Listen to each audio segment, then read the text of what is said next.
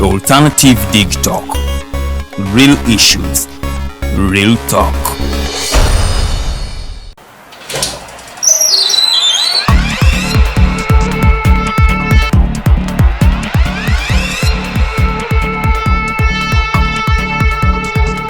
You have got to get up pretty early to go do something.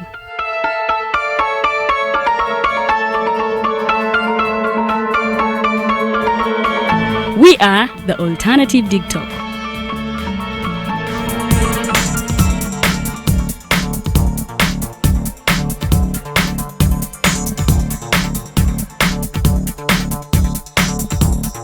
With our mobile studios, we are redefining TV presentation just as technology is setting the pace.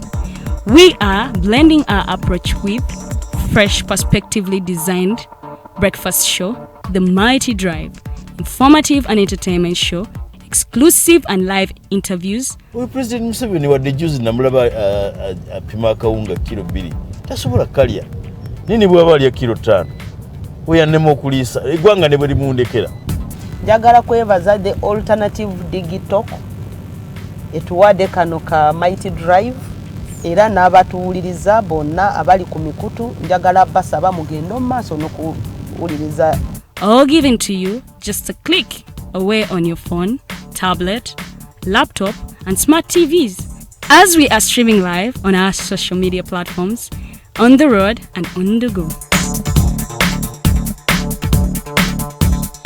We are the Alternative Dig Talk.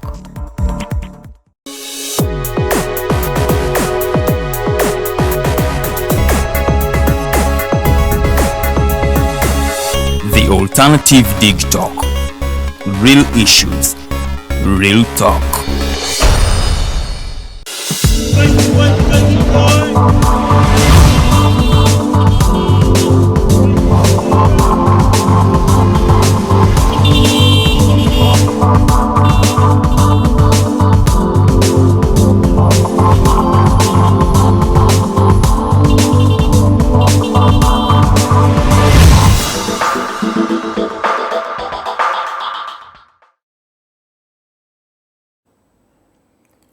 It is a brand new day, in a brand new month, in a brand new year. It's the 3rd day of January 2022. I'm proud to say it's a 2022. It's another year. It's like another book that has been opened yet again. Blank. There is nothing you've written in this particular book. And what do you have to do? You have to get a pen, then write what you want. What you want to make your life in 2022. How better do you want to become in 2022? And what are those aspirations that you would want to get come 2022? A very good morning and a warm welcome to the Mighty Drive Show. My name is Edgar Matthew Karuhanga. I am in a brand new year right here at the Digital House located in Lukuli, Nanganda. That is in Makindye Division in Kampala district in Uganda. Ladies and gentlemen from all over the globe, those who are watching me from the eastern part of this country, I'm talking about Iganga, Jinja, Kalido, and all the other various parts in that eastern region. We are talking about the northern region, that is Gulu, Lira, Leptong, Moyo, and everybody who's watching from the northern part of the region as well. And now we're coming back to the central, that is in Buganda. We're having people in Kampala, Wakiso, Nansana, that is a republic by the way. And everybody, and from the western part where I'm proud to be coming from, Fort Portal, Kasese, Mbarara, Liantonde, Kienjojo, Kagadi, everybody, Matiri, everybody who's watching from the western part of the region, you're welcome to this year and you're welcome to the first show of the Mighty Drive in 2022. We're talking about a lot of things that have been happening in this country, but before we talk about that, let me first go back to our Luganda dialect. Enaku z'omwezi ziri 3 omwezi gwa Gatonya omwaka 2022 tuli mu mwaka mupya buli wamu wondabira olunaku olwaleero nkwaniriza ku program The Mighty Drive nandaga nnyo lwakuba yesho oba yesho esookedde ddala mu mwezi guno ne mu mwaka guno ogwa 2022 Mighty Drive ekomyewo era kyassanyu okubanga muvudde mu mwaka guli nga mukyatulaba ne muyingira ne guno omwaka nno nga mukyatwesoze mutulabira ddala buli lunaku. Kyassanyu nnyo okubanga muzuukuka amachagano sawa ndaba zikunukiriza eddakiika 7 ezakayita ku ssaawa emu mwebale kubanga mukeera buli lunaku entakera ne mumakinga sure bane mukakasa nti mutulaba ate ne musindika n'obubaka obwo obutuyozaayoza oluusi n'okutwebaza naffe okubanga tubaweereza kyasanyu nnyo era tubongera okubakakasa nti 2022 ate nno guno mwaka gwa makungula mwaka gwa buweereza mwaka gwa kugenda mu maaso mwaka gwa kwekulaakulanya era nga we mbagambye wali mu lulimi oluli Olungereza nti guno mwaka kitabo kigule bwe kiti oyina ekkalaamu gwagenda okubanga owandiikamu buli kimu akyoyagala omwaka gwo gufaanane bw'oba oyagala kubanga okulaakulana well and good wandiikawo byoyagala okukola oba oyagala kubanga otandikawo bizinesi gwe guno omwaka 2022 tuli mu mwaka gwa World Cup by the way mu November ne December tugenda kuba tubeera ne World Cup ya 2022 egenda kubeera wali e Qatar so ebyo byonna guno omwaka kugenda kubanga gubanyumira era mbaniriza nnyo program ze Edgar Matthew Karuhanga omwana okuva Fort Portal kubanga mbaweereza olunaku olwalero musooke munzikirize ngendeko mu mawulire agabadde gatambula mu ggwanga wano amangi nnyo agabadde gagenda mu maaso mu mwaka omupya era amawulire go tegabula mugabeerawo buli lunaku era tubeerawo wano okubanga tugakutuusaako tandikireko wabweru w'eggwanga wali mu ggwanga erya South Africa olunaku lw'eggulo saawa zabadde nga saawa 4 ez'akalasamayanzi twalabye ekyennaku omuliro we gwakutte South African Parliament eri Parliament eya South Africa twalabidde ddala ng'omuliro gugikwata olunaku lw'eggulo gwakutte akasolya ka Parliament eno buli omu yabadde mukuwumula abalala baadde baakava mu kuziika Desmond Tutu ono nno omusajja yali w'amaanyi mu ggwanga erya South Africa Parliament eno yakutte omuliro saawa 4 ez'okumakya paka saawa zino kinategeerekekwa kyavudde ku ki kubanga tewabadde babaka tewabadde muntu yenna Parliament nga webeera Sunday tewatera kubeera bintu by'amaanyi biba bigenda mu maaso nga olaba mu vidiyo eyo Parliament yakutte omuliro era tewali yalumiziddwa kyekirungi abantu abasinga babadde tebali mu kifo kino so Parliament y'eggwanga erya South Africa yakutte omuliro olunaku lw'eggulo era buli omu ne yeebuuza eno yabadde internal attack oba yabadde attack okuva wabweru wazit a terror attack gwabadde muliro ogwakutte obukwasi byonna tewali kigambo kye twakakasiza ku kiki ekyabaddewo olunaku oluwabadde lwaggulu saawa zabadde saawa 4 ez'okumakya omuliro gwakwatidde ekifo ekyo mu South Africa jukira Parliament kifo kibeera ky'amaanyi kubanga abakulembeze b'abantu batera okutuula ne basobola okubanga bateeseza eggwanga lino era ndooza mujjukira Katemba mungi atera okubeera mu South African Parliament eyo omusajja Lusolero Ramaphosa waliwo atera okujja president waabwe naye ne bali mu kaliga ne bamuteeka ku kyokya mu Parliament eyo yennyini so olunaku lw'eggulo yakutte omuliro era mmwe abakabadde tebannakitegeera mu South Africa nno kyekigenda mu maaso era kansooke nviire ddala South Africa lumu nga njogedde ku omwami Desmond Tutu. Desmond Tutu ye Archbishop yasooka owa Cape Town omuddugavu omusajja ajjukirwa ku lw'ebintu bingi byakoledde eggwanga lino erya South Africa. Desmond Tutu yalwanirira rights oba eddembe ly'abannansi ba South Africa kuva mu giri emirembe gy'abakabulu nno abaali tebagimanyi emirembe gino gye bayita apartheid policy nga ojjukira abasajja bano abazungu mu United States mujjukira we baayisanga abaddugavu eyo system egambira ddala mbu zino street togenda giyitako kubanga oli muddugavu oluusi bateranga n'okuteekawo obupande nga bagamba no blacks and dogs allowed kwegamba oluusi nga bakuyikwetinga ku a black man bamuyikwetinga to a dog eyo ye system gye bayita eyakabuli omusajja oyo Desmond Tutu musajja teyaziikiddwa no mu bitiibwa by'osobola okugamba eby'amaanyi kubanga ye kennyini by the way afiiridde ku myaka 85 naye yaleka alaamye nti bannange munziikanga weemuti n'agamba bannange mukolenga weemuti buli kimu nga yali ayagala bamuziike omuntu yalina obbuulira kulumbeerwe byonna yaleka omwami ono abitegese. That is Desmond Tutu for you. On Saturday he was laid to rest era bamuziisa wali abantu bangi abasobodde okubanga bagenda wadde omanye embeera gye tulimu ya COVID-19 ensi yonna teyasobodde kubanga emuziika nga we yali badde aziikibwa naye yaziikiddwa mu kitiibwa kofini wamu gye bamuziiseemu ndooza mwagirabe kofini ya bulijjo nnyo teyina oba kiyite masappe mu lulimi lwaffe luno olw'ekivubuka lwe tuliko musajja ali hambo nnyo y'omu ku basajja nno abalisigala mu byafaayo bino okubanga musajja wa kitiibwa nnyo musajja abadde hambo nnyo ovanga ku musajja eyayimirira ku mazima paka watukidde okufa. Jjukira watukidde okufa nga tekyakwatagana n'abantu ba ANC nga yabagamba twalwanirira obuyinza bwaffe oba eddembe lyaffe naye ate kati mwe muzza okutuweereza ate mutandise kubanga mukola ki muswaza eggwanga lino. South Africa eyo nno gyolaba etandise okubanga eruzinga credibility oba abantu abensa eggwanga lye baali badde bajjukira oba ba national heroes. Nelson Mandela wuyo yagenda de Klerk agenze wadde de Klerk bamulabanga yali oli eyatambuzanga system y'abakabuli naye era naye musajja ye muzungu yasookera ddala by the way okubanga akkiriza obuyinza nti omanyi eno system gye tuli mu kukola tegenda kukola mu South Africa tulina okuddiza buli omu equality oba tubaddize obuyinza bwabwe tukole ekintu nga kiri equal and equitable. So mu ngeri eyo yonna omusajja ono Desmond Tutu yaziikiddwa olunaku lwali lwa mukaaga. Abantu bangi abamwogeddeko ebintu bingi eby'enjawulo byesitasobola kumalayo nemmenya nemmalayo naye nga omukwano gwe nno omufanfe gwe yawandiika naye ekitabo bamuyita Dalai Lama naye musajja mulwanyizi wa ddembe mu saidi ya Asia eyo abeera mu ggwanga lya Buyindi wadde atera nnyo okulwanisa oba okwogerera gavumenti ya China ng'agamba eno gavumenti ya China si gavumenti nnungi ate respectinze human rights. Teyasobodde kubanga ajja Dalai Lama ate jjukira ne we yali ayagala okusembayo okujja okukyalira ku mukwano gw'enfanfe Desmond Tutu mu bbiri ndooza yali 29 tebamukkiriza kubanga ajja naye era guno omwaka yagambye sigenda kusobola kubanga nzija because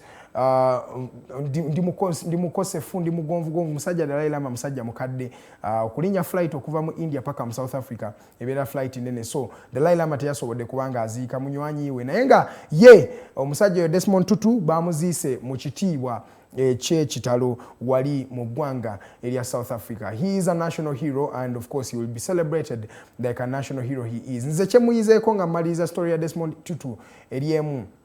Desmond Tutu was a humble man. Yali musajja mwetoowaze, yali musajja mugonvu. Nti newe yafuna obugagga bwonna bwe yafuna yasigala musajja ali humble nnyo. Teyalina malala, yasigala musajja bw'osobola okugamba mbu osobola n'omulinnyako naye n'asigala nga musajja wattu talina kyakukoze. Yoyo Desmond Tutu omusajja yasookera ddala okubeera Archbishop we South Africa n'essaza liri erya Cape Town. Ndooza tuveekaawo tugendeko tukomewo wano mu ggwanga Kakwenza Rukirabaseija eryo erinnya nno w'oliwulira ng'olyoka omanya tuli ku author oba mutontomi poet oba playwright awandiika emizannyo nno. Omusajja ono bamuyita Kakwenza Rukirabaseija musajja wa wano nno musajja akwatiddwa emirundi mingi era yazzeemu n'akwatibwa wiiki ewedde eyo bamukwata olunaku lwali lwa Monday balaza ya sabbiiti ewedde. Omusajja ono yakwatibwa ng'akwatiddwa gavumenti nga negamba bingi byawandiise mu bitabo bye oba mu buzannyo bwe ebidepicting oba ebyogerera bubi gavumenti eyakuno. Omwami ono Kakwenza Rukirabaseija yawangudde award gye bayita Pen Pinter Award. Eno no award ya muwandiisi asinze okuyimirira okubanga ali courageous oba kubanga alina kiyite courage alina obuvumu batera giyita bagiyita Pen Pinter Award for courage. Omwami Rukirabaseija Kakwenza ono yasobodde okubanga awangula engule eno yagiwangudde wamu n'omwami bayita n'akatabo akagiwanguza bayita The Greedy Barbarian. The Greedy Barbarian katabo omwami ono ke yawandiika ng'alaga it is just a fictional story what the fiction story that is related to the reality.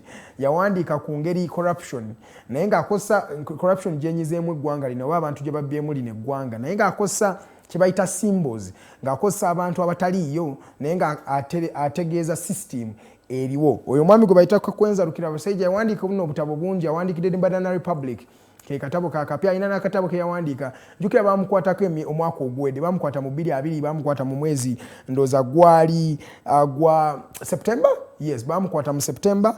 Omwami ono ne bamusiba era nalyoka agamba nti bamutucunya nnyo ne bamutokyalinga n'abyogerako nnyo era we yafuluma n'awandiika akatabo akapya ke bayita The Banana Republic era nga nako kacriticizing government era buli omu abadde amwebuuzanga naye nga Kakwenza amaanyi ogajja wano obuyinza bw'oyogeza obujja omwami ono ye kwe kuvaayo n'agamba mbu ye yatandika okuba nga opposinga Museveni mu 2000 yalina emyaka 12 abadde opposinga Museveni paka ssaawa zino akya opposinga Museveni yakyayimiridde ku nsonga ye yagamba tajja kuteeka wansi manto because yakkiriza mu kye bayita a pen is mightier than a sword. Muno wa namawulire abali eyo moto yaffe yeeyo Uganda Journalists Association, the pen is mightier than the sword, nti ekalaamu esinga ekitala. So abalwanisa nnyo ebitala ffe katulwanise kalaamu tulabe ani anaawangula. Yoyo kankwenza alukira basajja awo amekinze eggwanga lino proud. Ne twogera by the way akyali mu nkomyo tebannaba kubanga bamuta era twalabyeko ebigambo bingi bebyali befulumiza obanga bevuma oba nkuyite kwevuma n'omwami Muhoozi wali ku Twitter omukutu ogwo abatera okugubeerako omutera okulaba ebintu ebitera okusesa omukutu ogwo nno guli wano kubanga gutusesa. Le lunaku lwayo tulina Otebe agenda kuba twegatako omwami oyo okuva mu NRM era agenda kuba negatibwako Anita Musimenta mwabadde tebannamulaba Anita Musimenta agenda kuba nga negatako olunaku olwaleero ku program The Mighty Drive. Okello Oryem Minister wa ensonga za wabweru owa Minister of Foreign Affairs, State Minister for Foreign Affairs yavuddeyo n'akakasa nti enkolagana wakati w'eggwanga lya Uganda ne eggwanga lya USA enkolagana ekyali nnungi. Jukira bino ebigambo byogera nga bantu bangi abakabeera sanctioned. Many people have been sanctioned by the US government following a lot of allegations of human rights violations in this particular country. Awan Abel Kandiho, the CMI boss, has been sanctioned, by the way. He cannot use any international monetary service. Abatasobola kukozesa sente internationally. Era ne mu USA tebasobola kubanga bamukkiriza okubanga ayingira eggwanga eryo. So the sanctions nyingi. USA yafulumya no list y'abantu abakunukiriza mu bantu 8 be yateekako envumbo oba sanctions zino okubanga basobola okubanga tebaddamu kubanga beetaaya nga bwe baadde beetaaya. So omwami Okello Oryem mu mwaka omupya akakasiza nti no USA ne Uganda bakolagana naye nga tejjukira omwami Anthony Kujawa ono nno ye mwogezi wa US Embassy yali akakasa nti bo tebagenda kuyimirira na muntu yenna atyoboola ddembe ly'abuntu any human rights violator bajja kubanga bamukolako ng'obuyinza bwe bulagire. Dakika ziri 19 ze zaakava ku ssaawa emu ey'okumakya. Amanya nze Edgar Matthew Karuhango kubanga nkuweereza ku kamera leero waliyo omwami Rogers tuliahawe ne mu studio eri mu control room waliyo Jeremiah Mukibi, Teddy Tenjo Nabukeera ne the programs director Mukose Arnold Anthony. Bannange AFCON agenda kubanga atandika wadde olunaku lw'eggulo twalabe Liverpool ngezanya timu ene ya Chelsea mpira gwabadde munyuvu nnyo gwawedde 2-2 wali ku kisaawe kya Chelsea ekya Stamford Bridge naye omupiira gwanyumye nnyo. So AFCON wuuyo agenda kubanga atandika tugenda kubanga tumunyumirwa Didier Drogba wuuyo bamukulaga ebisaawe mu Cameroon bamaze dde okubanga babitegeka. So abantu nno abatera okubanga bazala wa competition zaffe zino eza Africa yesawa tubalageko nti naffe Africa kubanga waliwo omusajja bamuyita Hala mumumanyi azanya timu ene ya Ajax musajja mu Cote d'Ivoire akubye golo nyingi ne mu Champions League ndoza yati akulembedde golo kubanga mu buli group game abadde atebera timu ene ya Ajax.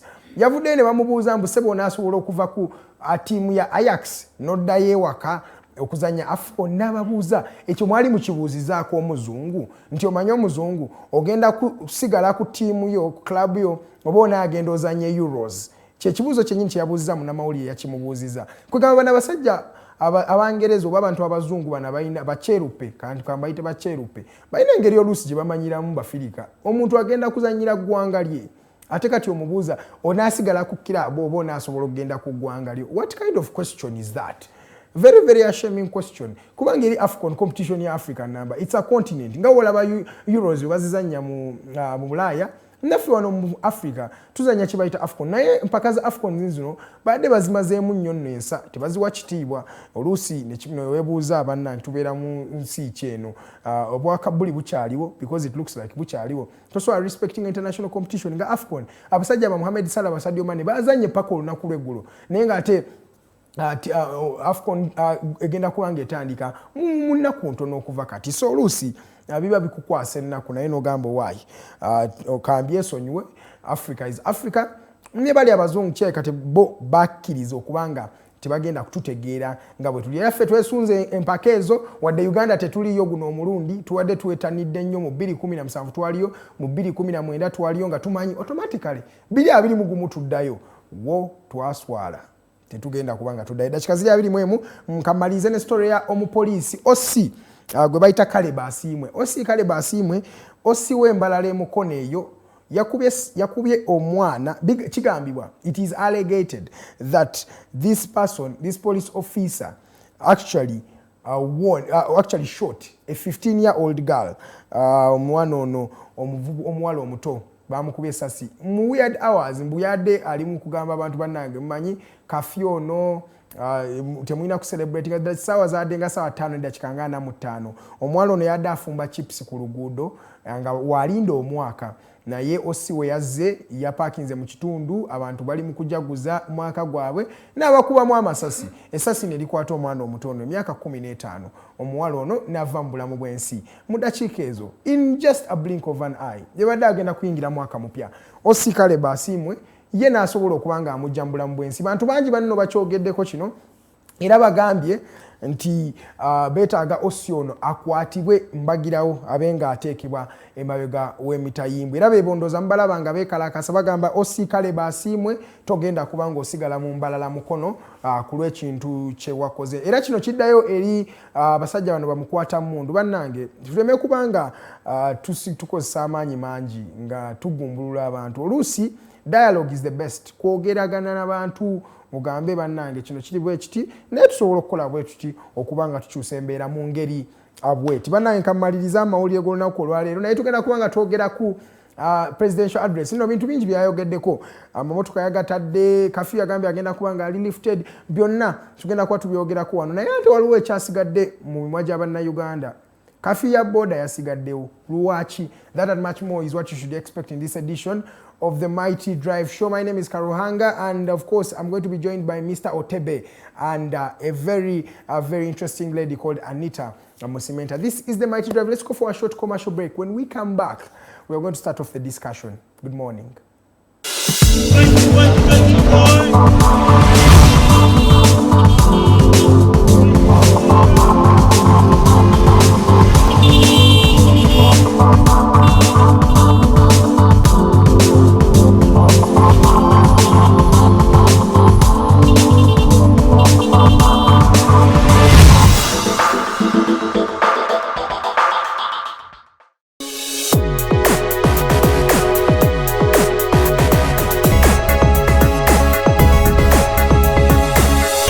Alternative Dig Talk.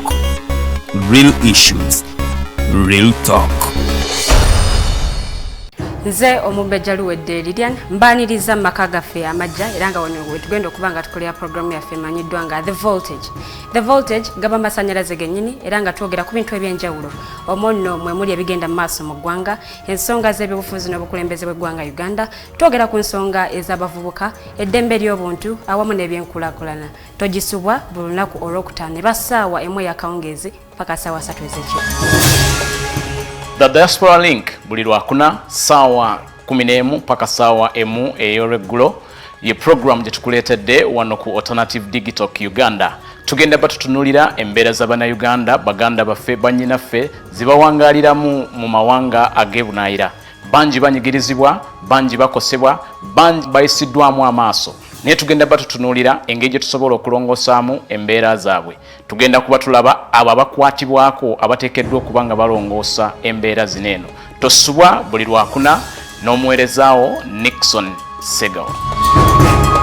Hello everyone, my name is Abdulatif and I welcome you to the Hotline Show here at the Alternative Dig Talk as we discuss issues of national importance. Join us every Monday 7 to 9 p.m. and see who will be occupying these seats here with us. Keep it Dig Talk, real issues, real talk.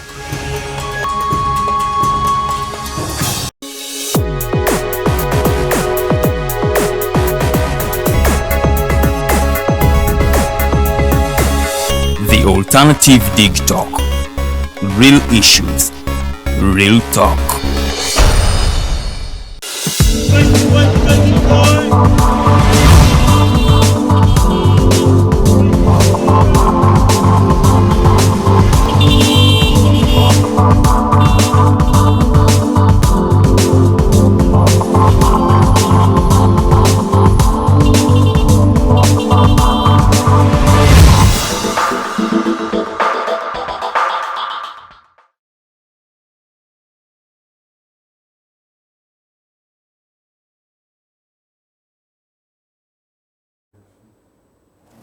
Yes, zile dakika 26 ze zakayita ku ssaawa emu ey'okumakya oli ku program bagiyita The Mighty Drive Show. Amanya nze Edgar Matthew Karuhanga okubanga nkuweereza. Omwami Robert Prince Otebe abadde tannaba kubanga atwegattako naye era emboozi esigala ng'egenda mu maaso. Nabagamba ngenda kubanga negatiddwako my co-host Miss Anita Musimenta 2021 the first day agambye waayi lwaki sijjaako wano ku Mighty Drive. Nesooka mbabuuzaako nesooka tukolamu ffenna ne tuweereza ababiri. Omukyala Anita Musimenta wasiibye otya oli otya how is everything? Nasuze bulungi. Wasuze by the way. Yeah. Sometimes the Luganda is too much. Nasuze bulungi bonna bonna abatulaba mwebale kutuuka ku mwaka omupya 2022. My name is Musimenta Anita Rachel and I am glad to co-host the Mighty Drive with Edgar Matthew Karuhanga. Wow. Yeah, I'm glad to be here. Do you know I didn't know you're called Rachel. I thought you were Anita Musimenta. Chovola banino chikatiza 2022. Gonna mwino gategeera. Nanzo ngamaze Edgar Matthew Karuhanga. Exactly. Buli omu alina okubanga ategeerwa n'omanya mbuno y'ono. Yeah. Era Anita, maybe to start with you, presidential address wagisanga otya? Tulaba ebintu bingi ebyayogerwa. President amasomero gagenda tandika ennaku z'omwezi 10. How was the presidential address for you generally? Before I bring in Mr. Prince Robert Otebe, who's already with us at Wegaseko. Well, President nga tannavaayo kwogera osanga buli omu yali yeesunze naddala aba boda because tuzze tubalaba nga beesunga President ayogere osanga balabe what the President will say about them opening because they've been under the lockdown for some good time. Okay. But the shock was President avaayo nayogera kugula amasomero ndowooza ababoda ne bagamba kati at least kabana tulina obbaza kusomero ne tubajja ku ssomero nayogera kugulawo amabaala later after the schools are open. Yes. Yeah. Nayogera ku lifting a curfew owa abantu abalina ebintu ebirala after amabaala and all those happening places are open. But then he never mentions nothing about the borders. That is a question that I'm going to be posing to Mr. Robert Otebe in a brand new year. You have a new year, Sebo. You are starting on the spot. Your government is reopening the economy with the borders not reopening. And we, the young people, who actually use these borders a lot of times, we are also stranded. We are wondering, what did the borders do to you? Good morning viewers.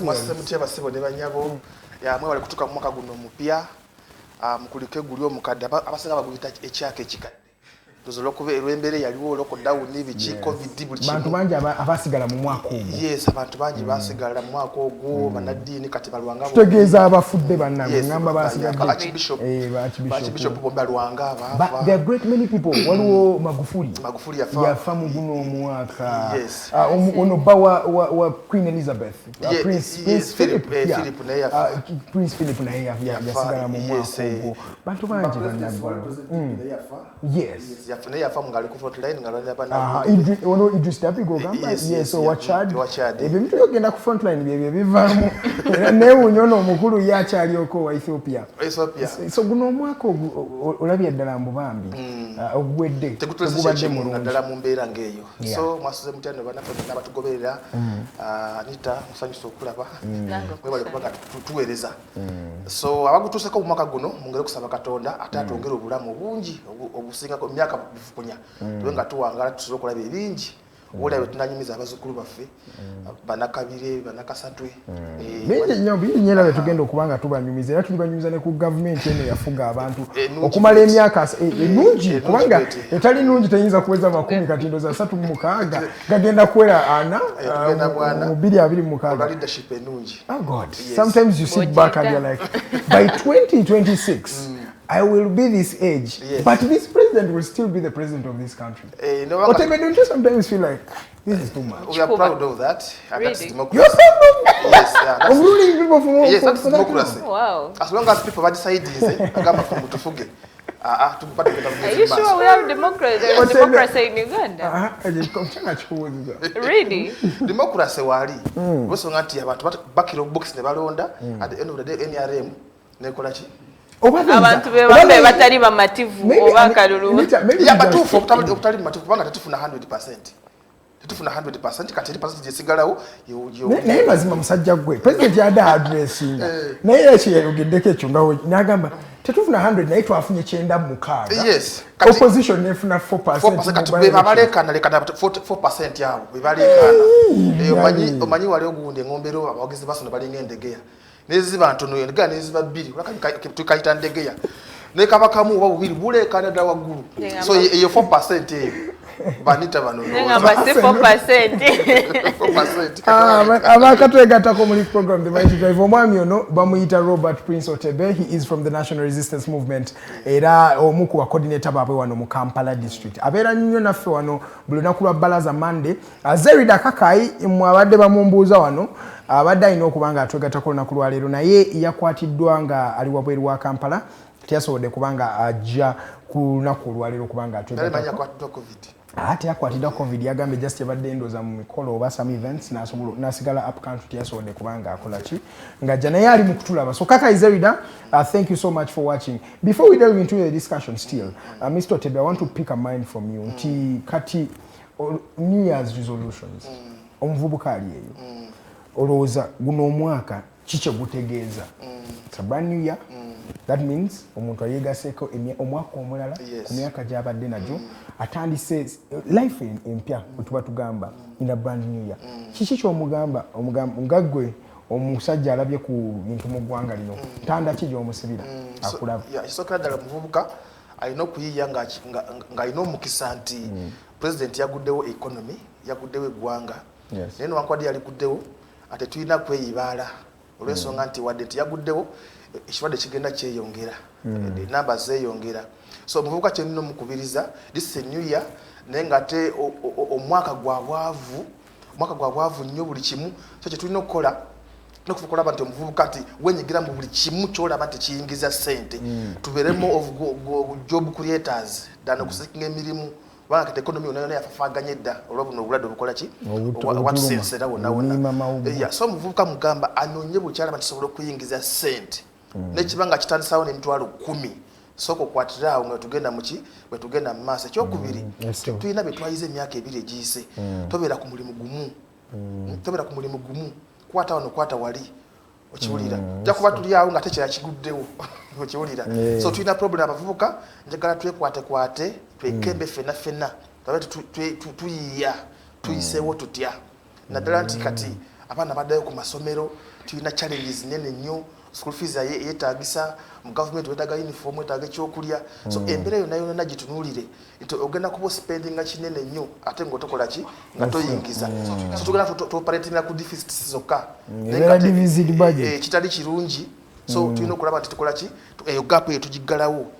Abalina egundi makolera manene tugenda twewole ssente mu UDB gyeziri. So ndeza UDB ezo nazo zinamu obuzibu last time twalaba gundi Evelyn Anite minister wa gundi wa privatization yawawe wa president president yalagulawo industry ya gundi ojujukira ne CEO wa industry yayomba nnyo yenagamba baba masente bagenda mu East Africa. So president ya clarifyinga era n'abogola nagambye sente za kuyamba bana Uganda. So tulina okutereeza and I know kati kyateredde. So tugende tujje sente abalina gundi abagala okulima emira manene industries ennene tugende tukole ki tugende abavubuka enteekateeka za government nyingi ziri mu kujja nezibaddewo ezammwe tulina parish model emyoga tuyingire sente gyeziri tusobole okujja sente zino tukole ki twenyigire mu economy tubanga tugibulula. Nala minister of finance ng'agamba nti this twagala kulaba nti economy eddayo ku 70% mu gundi mu kukula. So ebe nabona tetusobola kutuukirwako nga ffe tutudde butuuzi. So ffe balina okukola ki okuvaayo ne tukola ki ne tukwata esi yaffe mavumbavumba tugiteeka ku ntiko. Ekintu ekyo kyogera Mr. Otebe amasomero bagagudde era abaana bagenda kuddayo naye ate National Planning Authority egamba nti they expect 30% y'abaana okuba nga baddayo ku ssomero because bangi bazze nga bafuna embuto abalala child labor abamu bakutene ku ssente tosuubira mwana kuddayo ku ssomero oba okitegeera kati 30% tuddawa like abaana which kind of Uganda are we going to have erina abaana batasomye because it's really hard and tricky now because n'abazadde abamu tebalina na busobozi kuzza abaana ku masomero. We have many border people by the way, many parents that are doing border ababadde n'essuubi n'ate kati watuuka ng'alaba tebabagudde ssente tewali n'omwana atandise ofuna akasente agamba kamuleke kasita atandise okweyiya okyogerako ki ekituufu ddala anti gundi education sector eri much affected mu pandemic eno naye nze ekyendowooza nti ng'ogyeko kyonna ekyesente wano nawali well nti tosobola kunenya muntu yenna ku kino kigenze mu maaso tojja kunenya muzadde tojja kunenya government tojja kunenya mwana kwa ebiseera ebisinga nti obwongo bw'omwana bwadopting environment gyalimu ekiseera ekyo and 2 years kinene nnyo kulaba nti omwana wabula it's just an advice kulaba nti abazadde otula n'omwana wo ate noyongera okumulaga ebirungi ebiri mu kusoma yadde nti okute ku ssente era okuze obusente buno bonna obutono bwe tukwata wali enyingi egisinga kaawo okusinga zino zetukute naddala ng'omaze okukola ki ng'omaze Kyagulanyi abuyita buswazi buswazi so abazadde tulina okutula amasi n'abaana baffe at least wiiki eno yonna kuba abaana baddeyo nga nekoza omwezi 10 wiiki ejja tutuuze abaana baffe ku kijuliro abasiraamu balina kye bayita ekijuliro bateeka omuceere ku kisawaani mutuula awo nemutula buli so abazadde mukunganya abaana mufumbe omuceere mutuule wansi mutandika okubabuulirira obulungi obuli mu kuki obuli mu kusoma n'abasomesa bennyini abaana abakomyewo ku masomero tubagazisa okukola ki okubeera ku ssomero kiyinza okukwatakitinga n'abali abakoze ki abali ababadde b'eddiimi ate kyemmanyi tokigenda ku affectinga nnyo gundi amasomero ga secondary kuba bano abaana bakulu nnyo already ate abaana baakula mangu ennaku naddala osanga nti kati omwana omuwala nosanga nti ageze yenna naye nga ti ali mukutenda nga mwana muto nnyo so byonna byonna n'abasomesa bennyini bayidawe nabo kati bali byabwe nga njogera ennaku zino era kati kyembadde ngenda okujja okubuuza mwami Otebe nti kati we tutuuse are we ready yet? Amasomero government mwine engeri muyambe ku masomero kati ndi mu kututunya from this perspective Mr. Robert nti abasomesa emirimu baasooka ne bajja esonyiwa kyekisooka ekyokubiri tulina zino bayita oba dues nti amasomero galina okusasula zino dues amasanyalaze mazi sente ezo bazirina ate kati ne sente amasomero banaye goyongeza sente Otebe oba nawe gyotambulira amasomero gayongeriza ddala sente ziri waggulu abazadde babadde mu muggalo ennaku z'omwezi 10 baddayo abaana ku masomero abazadde banakola batya abatalinamu ku ssente amasomero gano muyina engeri gye mwogeddemu nago what is the road map for the reopening of schools because it feels like we are opening schools yes but we have not accounted for our reopening of these schools ekisookera ddala nti ministry ebadde egenda amaaso n'okulaba ng'ebangula abasomesa yes kye bayita psycho social something nga babatuuza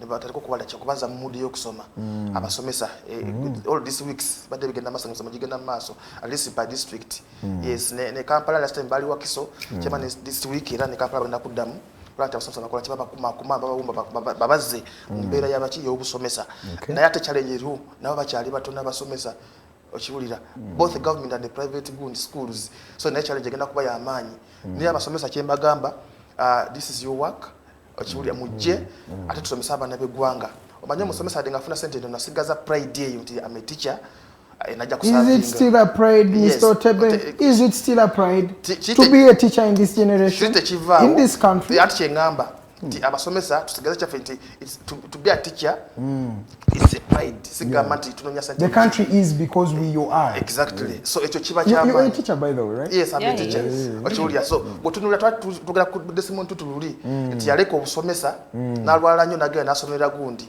n'asomera obwa doctor ate bwe yabumala n'agamba gundi empiso ngisuddewo awo kanzituke nkole ki ate ngagende ku podium ya church ate ndwanire eddembe lyaki lya South Africa n'ensi yonna ate nga tasasulwa so even teachers teachers tulina okugendera mu gundi mu ango ngeeyo. And just to add on that, Desmond Tutu ye muntu eyakola byeyakola nga tabikoledde ssente. Talinga bano bazuma ba Ramaphosa nti South Africa bagisembeza bagibye okusinga bagiweereza. Desmond Tutu era yafuda akola ki hitinga nnyo gundi ati gundi ANC abadde agikuba nnyo. Yes, agikubanya ate nga balaba nti yakulembera okununula ba South Africa.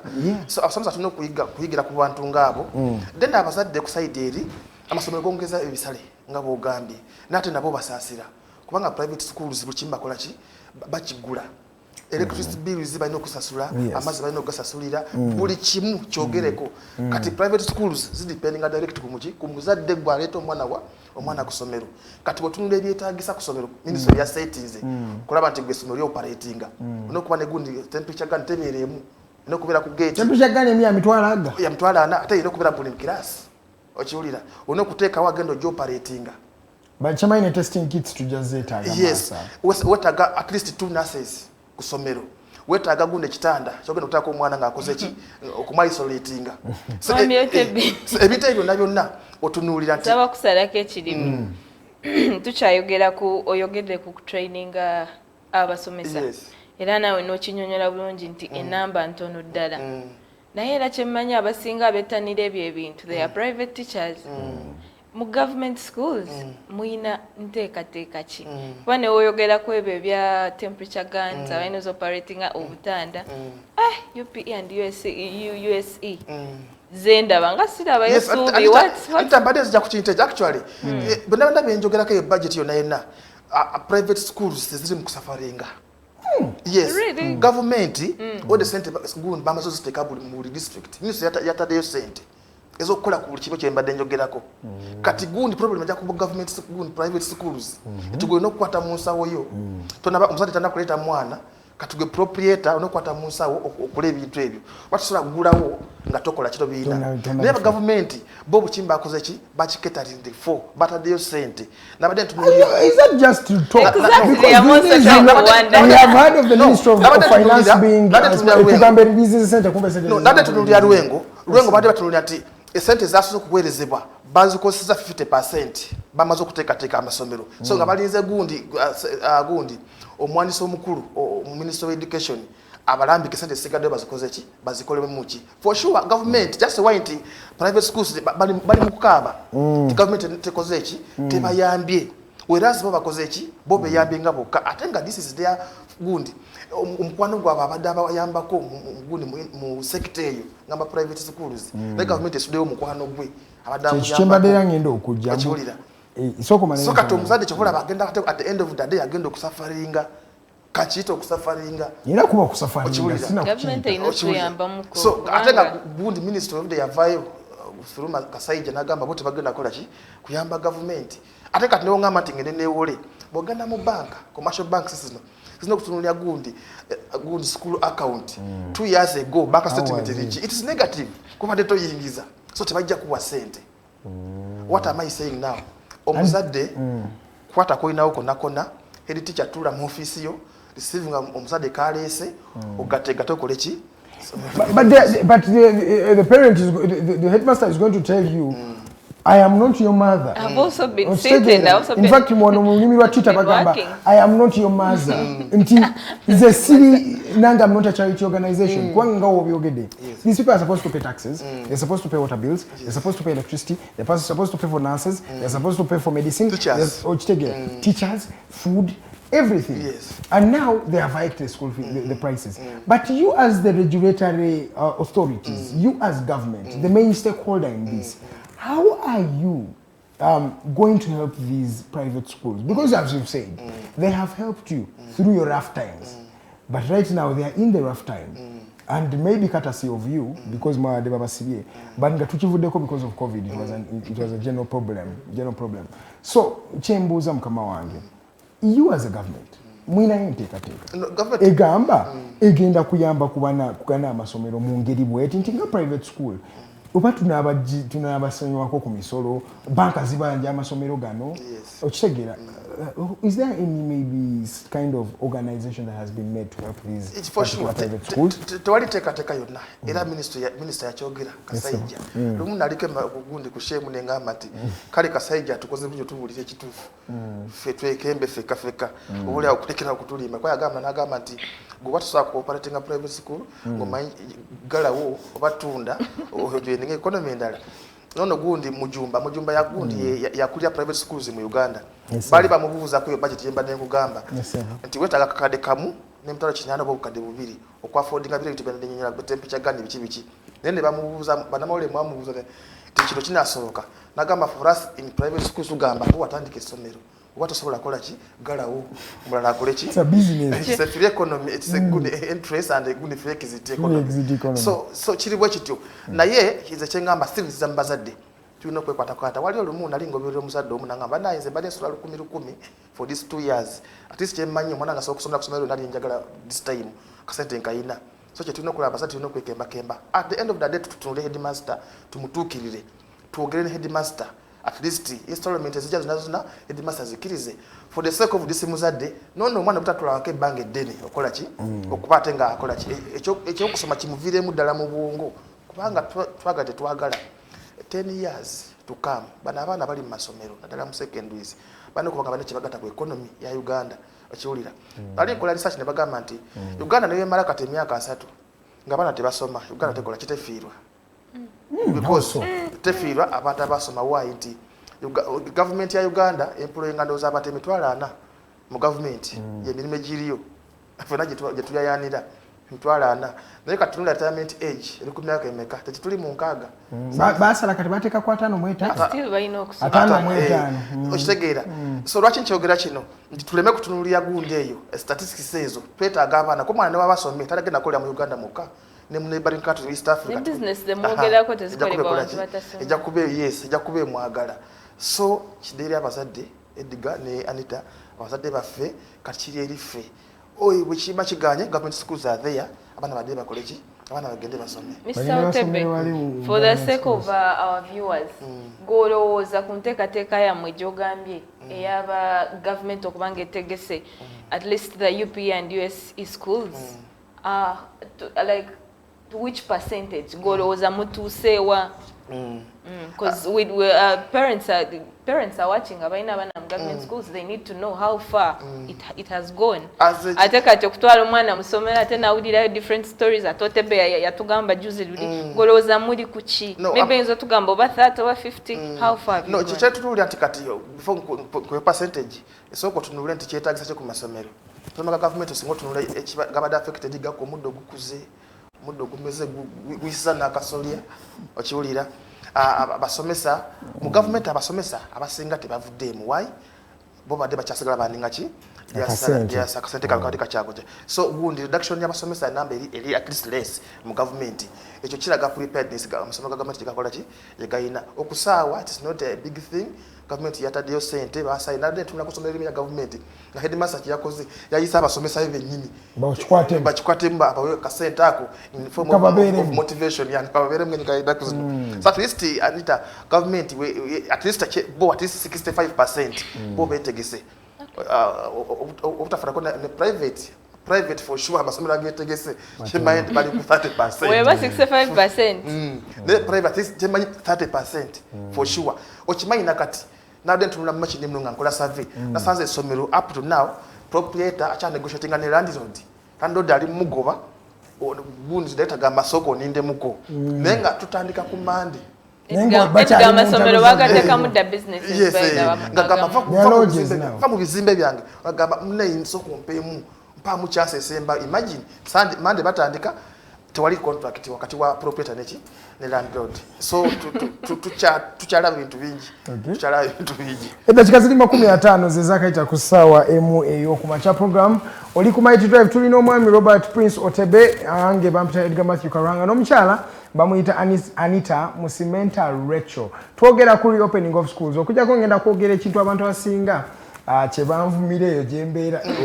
banka bagamba bannange covid cases zeeyongedde kati oluusi naffe bannamawulire mutusaasireko kiki tuba tukola because tulina obbawo amawulire nga gaba gajja omicron cases nyingi ezibadde zitegereddwa era wokyogerako nga bagamba nawe sirika oyagala kutuza mu muggalo every place newoseka ku Twitter nga baana bagenda kuvuma nti bannange igwe oli mukubulire wefudde ki wala mawulire gotalina kwogerako amawulire bagenda tuzza mu muggalo but that is the news so I have to give you the news COVID cases are increasing and that brings me to my next point Mr. Otebe that amid these COVID-19 cases that are increasing like nothing how are we going to prevent these students? The good thing about Omicron variant is not lethal. Tetanyo. Yes. What twafunye cases indoza nakunga 3 emebeka twafuna abantu nga 8 ne bafa COVID-19. One reverend iganga yafa COVID. So chembadde era nchi kibadde kindeeta mukama wange. What next? Yeah. COVID figures. Omicron is increasing. The schools have to reopen, and the president hinted about it, that if his COVID cases also increase, there is a chance of going back. Lockdown. Kisookera ddala abatulaba n'abatugobera munnamawulire omulimu gw'okwogera ekirungi oba kirungi mu matugu oba kibi yalina okyogera ate kati omusango toguteeka ku bannamawulire don't kill the messenger webale nnyo gwe wuliza kyakugamba gwesotikemu kyokola ki naye ne bannamawulire nammwe ate mubijja mu gavumenti kuba minisitule ya health ekola ki eteekawo zino figures ne musomera baki ffe abakola ki ababagoberera so gwe ne bw'osirika ne bw'okyogera oli akifulumya era yaggalawo oba teyakola ki yaggulawo ate abapresident abajja ayogera statistics zonna zonna nazituwa enamba so neze ki kyeŋŋamba nti abantu bali mu kutya naye mu kutya kwaffe tutambuliramu kati tutambulira mu kutya era mu kutya okwo tuteeke gundi soaps mu nkola kyekikakiko ekisobola otukola kitutaasa yes singa otunuulira liga ne musementa nti singa otunuulira gundi COVID-19 yali mu kuincrease nga si Omicron singa tuna statistics nakoma okulaba nga Omicron tulina abantu 9 abakafuna kawuka ako neno COVID yakola ki yagenda mu maaso so tufigures eyo nga tukali ku 20 noza 2% ate nga twali ku 1% just mu December omwo twali 1% that's the truth yes twali tunayo COVID cases nga ttaano kati tuli mu 2000 per day okibulira abali tested ate kati batali tested ate bebasinga n'obungi so tetuna kyakukola tulina okuddayo eri wosanga amazzi gonna naaba waka musemeta ataddeyo nti agenda kunaaba mu kinaabiro ng'agenza kufuna tawulo abakyalina akatawulo gwenaba mu ngalo weyongereyo so gundi kyetulina okukola ate by the COVID ali preventable nga tugobera soaps ezo ali preventable nengo omanya abafirika bafe kyetulina okukola kati relax tegenda kubeerawo wali excitement y'amaanyi gundi zelda taliwo wano kasinga kuba mu ngalo nti ewiki 2 mu maaso amabala gagenda kugulwawo bagendeyo otegera kati ne musemeta munagenda zikuba so gundi eyo excitement eyo tulimu tusoke tugiteke wabbali tusoke tugobere soaps kuba kyemanyi gundi figures zeyongera naye ojja kugoberera nnyo at least after every 14 days at least emanga mwekumi kabakaka akyemanyi president okuteekayo ennaku nti after 2 weeks nga musono gaguddwawo then economy zenda zikole kizigulewo abadde atesting alabe after 14 days gundi enamba zakuba zikyeyongera bajja kuba zikka era n'agamba nti munnayuganda ng'ovudde ku gavumenti gwe first person okuva ku bulamu bwo kati wetubanga tulina unit smallest administrative unit ewaka ye family heading ba father ba mother so kati gwe nokiteeka mu nkola nti family yange nze nga gikulembera kanaka kati tukoze tutya n'amasomero luli amasomero ga relaxinga nnyo abaana bava ku masomero batwala obulwadde waka amasomero tulina okugoberera bino ebintu okiwulira at least oba tosobola bireke waliwo nayogedde wano teri change agambe Mr. Otebe how about our kamane we left school with before the lockdown now they are increasing fees yet we don't know if they will close again after we have paid school fees ate kyogeddwa abantu bangi nti tutuuse ku point egamba nti tulina sente zetwasasula zirizo zaggwayo zino zetugenda okusasula teziggweyo naye nga tonadda mu kibuuzo ekyo we're going to go for a short commercial break. Ladies and gentlemen, at just 5 minutes to the top of the hour, you're still watching the Mighty Drive. Wenyini wetugenda kubanga tutandikira on the point Teddy gyayogedde konti sente zino zetusasula wetunazisasula ate netubaddamu ne batuzza mu muggalo. Is there value for money? Oba bigenda kubeera nga lwe batugamba mbu bana tubadde tusasula abasomesa, tubadde tubawa kawunga, tubadde maintaining small school gates, guard, security. There are a lot of a lot of vague reasons that have been put around this particular point. My name is Karuhanga. We're going to go for a short commercial break, and when we come back, we're still talking about the reopening of the economy. The president said a lot of things about reopening this time round, and many people are asking themselves, are we going back to our bars? What happened to the borders? Why are borders stopping at 7? Yet they are the people that actually help this economy in thriving. That and much more is what you should expect in this edition of The Mighty Drive. My name is Karuhanga. See you in the next hour.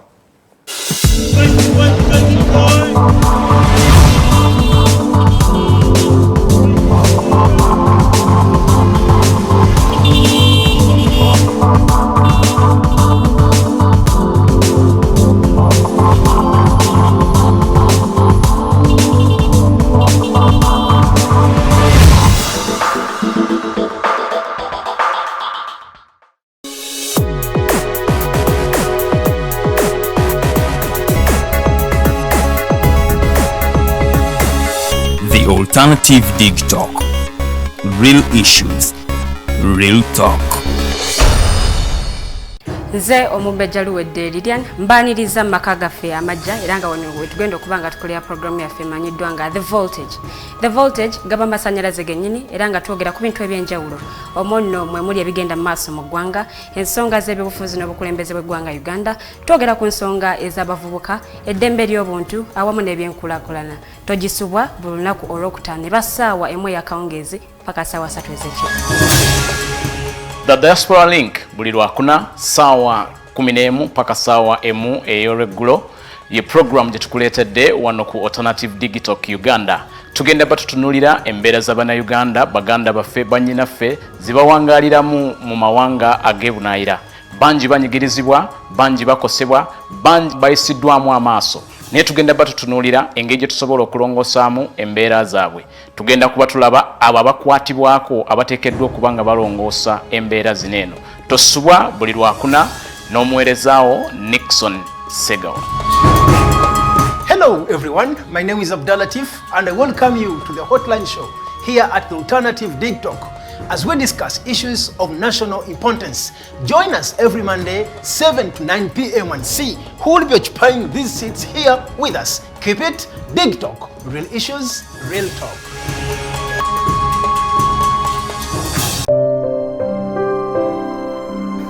Hey Ugandans, I'm Lieutenant Colonel Dewa Kiki, the Deputy Defense Spokesperson and actually the Deputy Spokesperson for the Uganda People's Defense Forces.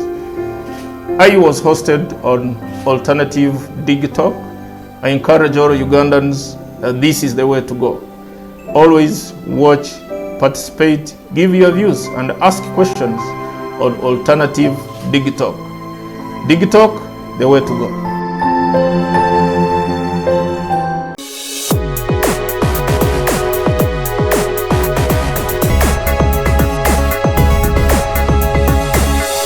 Alternative Dig Talk. Real issues, real talk.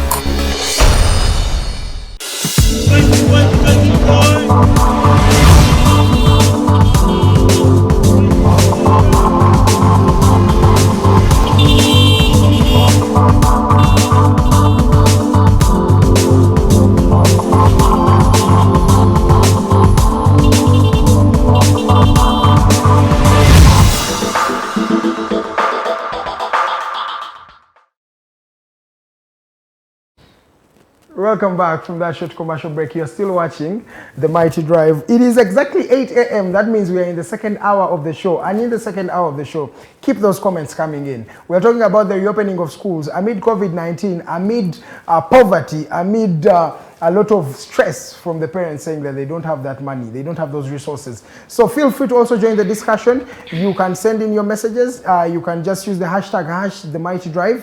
That is on Facebook. Ne ku Twitter kwetu mpola mpola. Send in those comments. We shall be reading some of them, and maybe later on in the show, I think at around 8:30, you can also be. You can even call in now. Now it's okay. You can call in live. The number is 0789 017 145. Noti msanvu mnana mwenda. Noti emu msanvu emu nya tano. Yes, 0789 017 145. Yes. Now the Airtel number is 0759 13 2310. So lokwango tukubira kone ku Airtel. Tubenga tunyumya mwembo zija kwa on the screen. Omanye kyekigenda maaso. Tulina omwami Robert Otebe era twegatidwako omukyala bamuyita Anita Musimenta Rachel yazze ku lunaku lwa leero kubanga tutandika show esookedde ddala wano ku omukutu ogwa the alternative TikTok mu mwaka guno era show eyo bagiyita the Mighty Drive egguse. Tetuzodde kubanga tubeera n'omukyala Kaka Izerida asinisa apologies tasobodde kubanga ajja leero naye ajja kubeerawo Monday joba balaze ejja tubenga tunyumyamu tulabe engeri gye tusobola okubanga tutwala eggwanga lino mu maaso. Jjukira gwe ayagala okubanga alanga n'omukutu gwaffe guno ogwa the alternative TikTok obanga oyagala kubanga tutegekera omukolo oyagala okubanga tuku live streaming event yo kyonna kyoyagala okubanga tukukolera to hesitate nga ngenda kusoma enamba ya programs director akulembera programs wano ku mukutu the alternative TikTok omwami Mukose Arnold Anthony omukubireko essimu yogera naye mulabe engeri gye musobola okubanga mukwatagana mu enamba yeri noti 7 noti emu 8 noti 2 emu 2 oba 0701 800 212 osobola okubanga okubira Mukose Arnold Anthony sawa yonna ndoza kuva sawa ngemu mpaka kusawa emwezi akawungezi yaja kubanga asobola okubanga akwata essimu zo asobola okubanga akola ko tuli wane rukuli nanganda obo yagala kujja otukyalireko ojja kutuuka erukulinga wakaita ka water pump opposite ekikubo ekidda ku electoral commission ojja kulaba wakapande kaliko erinnya Sewagudde close nga wakachama boti Sewagudde close gate jolaba esokera ddala gate ya black osobola okubanga oyingiraawo nojja ne tunyumyamu naawe nolaba ku Connect Studios n'otukyalirako tewali buzibu ffe tetukuba bantu osobola okujja n'otukyalirako era oba oyagala okubanga tukuhostinga wano ku mukutu ogwa the alternative TikTok era kyekimu ky'oba osobola okukola kubira Arnold Anthony oba jangu wano ku reception bajja kubanga bakukolako mu ngeri yonna esaanidde nkyalina omwami Otebe era njagala okwebaza okubanga ne mu mwaka guno osigadde ojja ku Mighty Drive bantu bangi olusi kibatuulamu naddala abava mu gavumenti ekimukirembirako nyo naye tulina department ya communication namba ku secretariat tubayita tebatera ku bajja baba n'emirimu mingi Otebe ne babakiikirira. I think if for people who have done literature in this country you remember a poem called Building the Nation. So Building the Nation has two people. It has the permanent secretary, it has the driver. The permanent secretary agamba abera busy nyonga akola. Naye nga ajja mu office sawa 3 n'avaamu ku sawa 6 n'agenda ku lunch on ku Lake Victoria Entebbe n'akomawo sawa 12 n'alyoka abuuza driver we n'amugamba how was your day? I was at work. The driver asigadde mmotoka talina kyalidde yava kukkuta bikoko bye ajja amwebuuza olunaku lubaddeyo kya kati gogayi bali ku secretariat bakola nnyo katusuubire baweereza ggwanga naye nga they are not building the nation in the other way round baweereza eggwanga then ate ffe ne tulizimba ffe baweereza yes naye singa abantu bali bamanyi mbuna amaanyi gali ge balina gava mu ffe olowooza eggwanga lino teryali kyusa tukimanyi kyobola era tubakolerawo bannayuganda babatya otebenze kubuulira mbeera mu bannayuganda babatya ate kati buli oli wanaava dokita wavaayo n'akwata ekipande kye mumukuba omwana afumba chipusi wali ku luguudo bw'ajja n'agamba kaninde ku mwaka nga wefumba chipusi zange kamumukuba amasasi kakwenza wavaayo n'awandiika akatabo ke yamumunyiga Don't you sometimes feel that? Concluding a mango. What am I to learn at a man of Talamukoti and government to Lugun? Exactly. Rush them Mutuala, because Rachi Mukwata at Temnamtuana Mukoti. No Talamutu Mukoti, Kotakuzo Julie, so good. I tell her that you must visit that money. Neda, Abachi money. Propaganda. omuntu nga bamukutte ne mugenda ne mutekawo omutwe tegundi bamukutte bamutocharize. I can give you a lot of cases where you've failed to get evidence in court. A case of Rukira Basajja Kankwenza on right. Have you heard of that? They've arrested him thrice. No gwa kusatu nga bamukwatira ali mu nkomyo. Nenga bafailing okubanga abave. Era ne bamuta. Otebe yakiwulidde kwatugamba oba waliwo omusango. Ye muntu in the whole world asinga okubanga asibiddwa emirundi emingi. That's a record he has it by the way. Sikusibibwa. Nga n'emisango tebamanyi lwaki bamusibye. Sikusibibwa. Omuntu gwe basiba ye kote musalide omusango n'agenda mu prison. Yo remand. Naye gwe bakukwata omusirikale bakutebereza okubanga waziza omusango. Bakutebereza. I like that. So kutebereza. For how long? Tewali gun stated time nti evidence eje mangu kusiza ku gun criminality je bakukwata. Alwayo gende wano nagamba waliwo total captivity. Nedda tewaliyo. Indeed, yeah. Tekiriwo abantu bali free bana Uganda bali free teri gwe basibye mikono. I think in your world, I think Otebe Nemune Mwami Chagoba, I think they have their own world. Because their world seems like things are okay. Nedda kati mwe obusomulira might in opposition muno mu Uganda.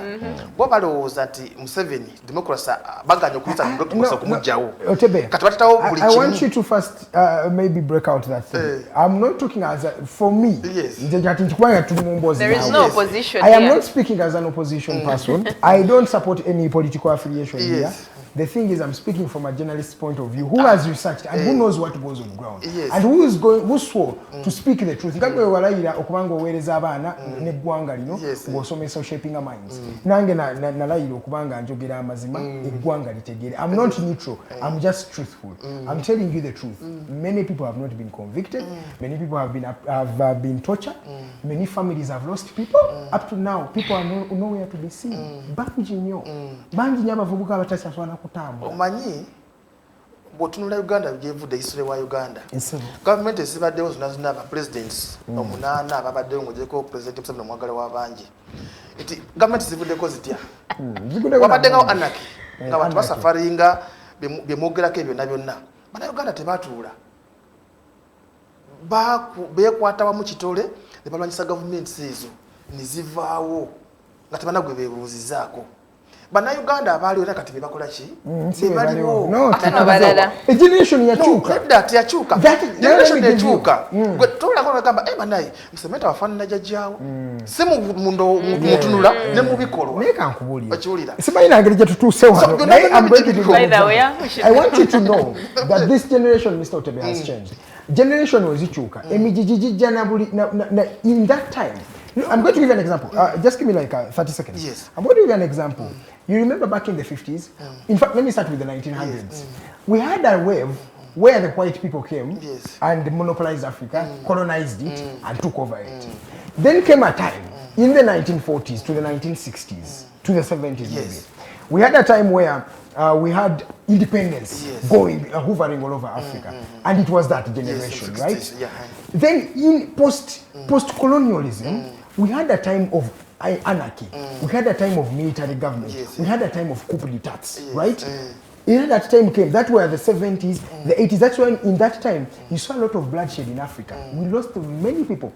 Close to 1 billion people died in Africa through those wars, right? Even here in Uganda, we lost 500,000 people to that war from 1980 to 1986.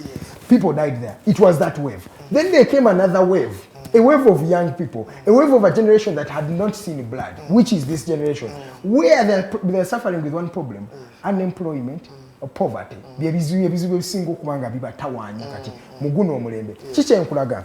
Buli gye tuvudde, buli mulembe gubeerako ne style yaagwo. Kyovula kati guno omulembe ogwa abakulu abatukulembera gwavamu eri generation eyali abakwata mundu, eyali ya bloodshed, ne gwavudde mu generation yene yaffe ate nga si ya bintu ebyo. That's why it's very difficult right now for someone to pick up arms agenda alwanisa government. You have kati tuli mu mujiji gwosobola obagamba ogwa mass rallying nti abantu baveeyo mu numbers bagambe bannange kati enough is enough.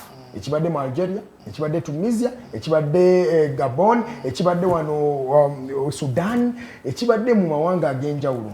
So change kutegeeza, generations are changing, sir. So at the end of the day, do you know the fact that is we cannot see people taking up arms, but people are different.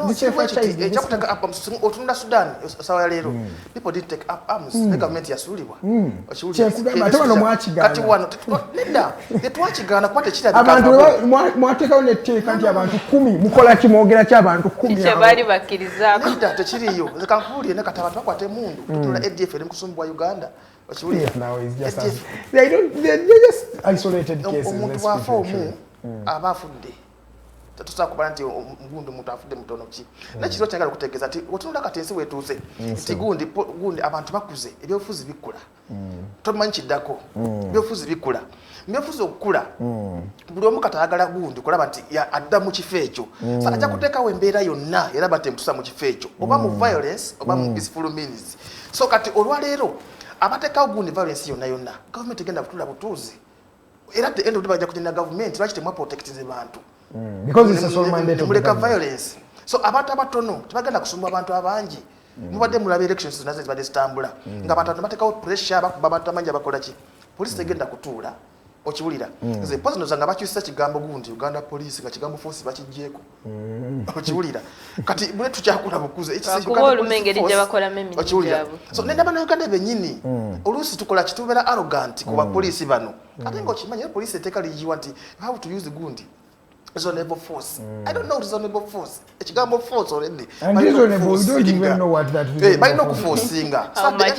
So at the end of the day, obumulumulu bulina okubeera osemba Uganda muka. Tunule America je muko party limu democracy. Gundi avate am state house. Chicha happening. Trump. Trump. Okusana olwaleero nti bakyabuzabuza. Tetumanya ne yalumba ku parliament. Report tefulumanga. Capital gundi building checha aliwo. So democracy wabakula ndipo tusinga akula mwabira ebintu bingi byetuyigirako. So tuleme ku blaming government ya NRM. At the end of the day gundi Edgar bajja ku blaming kuba government yagalwa abantu bangi. Ze kankubuta ekisobola ku stopping abantu ku raising okola ki. Kwa government at the end of the day. No boy ne mundu kazifana zitya. Abantu babera fed up. For sure tosobola kusula mu ntebe. Singo tunulya gundi singo tunula rankings mu Africa. Sudan ye mukugundi ku nsi ezina amanyi mu byokulwanyisa. Ne government ya malabanga ki. Just omukazi ya leading a government. Yeah, by 22-year-old. Ochitegera atenga mu world gundi can't say abakazi they are lesser race. Yes, they are just good assets. Ochiwulira no mukazi yakuleme nakola ki government nevaako. So mu Uganda muno tetunatusa mu mbeere abantu bebekalakaasa tebaje ku government olwaki abantu ba appreciate government yali mbakolera nekyagenda tudde ku nsonga ya Teddy gye yayogeddeko gye twa breaking is the off ebadde commercial break nayo just tubadde tulina okwogera ku bigenda maaso mu ggwanga. Teddy yagambye basasula school fees bamala okuzisasula oftentimes nebakola ki ne baggalawo school fees zaabwe zo tezidda. Guno omulundi won't we see the same story? Amanyi kati waliwo obubbi obubeerawo obanga buli mu mateeka simanyi. Government eno yandibadde tunulira mugundi ekopa ministry ya works those and transport mwegwa nti bucha kumacha ne bongeza ebisali bya transport ne bagamba nti amafuta geeyongedde ne bogenda kugundi ku matusundulu ga mafuta ngulaba tegeeyongedde ne Christmas wetuuko ba Easter nga bongera mu 10,000 ne kisigalirawo mpaka okiwulira okwongerako bagambe taxes zino twala kati abantu 14% full capacity even buses. The prices are still the same. Yasigadde ezo kuvali wembera mpaka mu kibuga badde batwali 10,000 batwala abantu babiri ne katere bilisi munenga batwala abantu basatu tenga bongeddemu abantu olusi bagata muno webade nnyo. So government eno kubanga studying mu kino omanyi kati tulina privatization mu Uganda. Government eno kutula wansi ne gamba nti wadde nga tulina privatization ne tulina okusettinga tulina okuleta rules and regulations okola ki ezino checking abano ba private gundi entrepreneurs.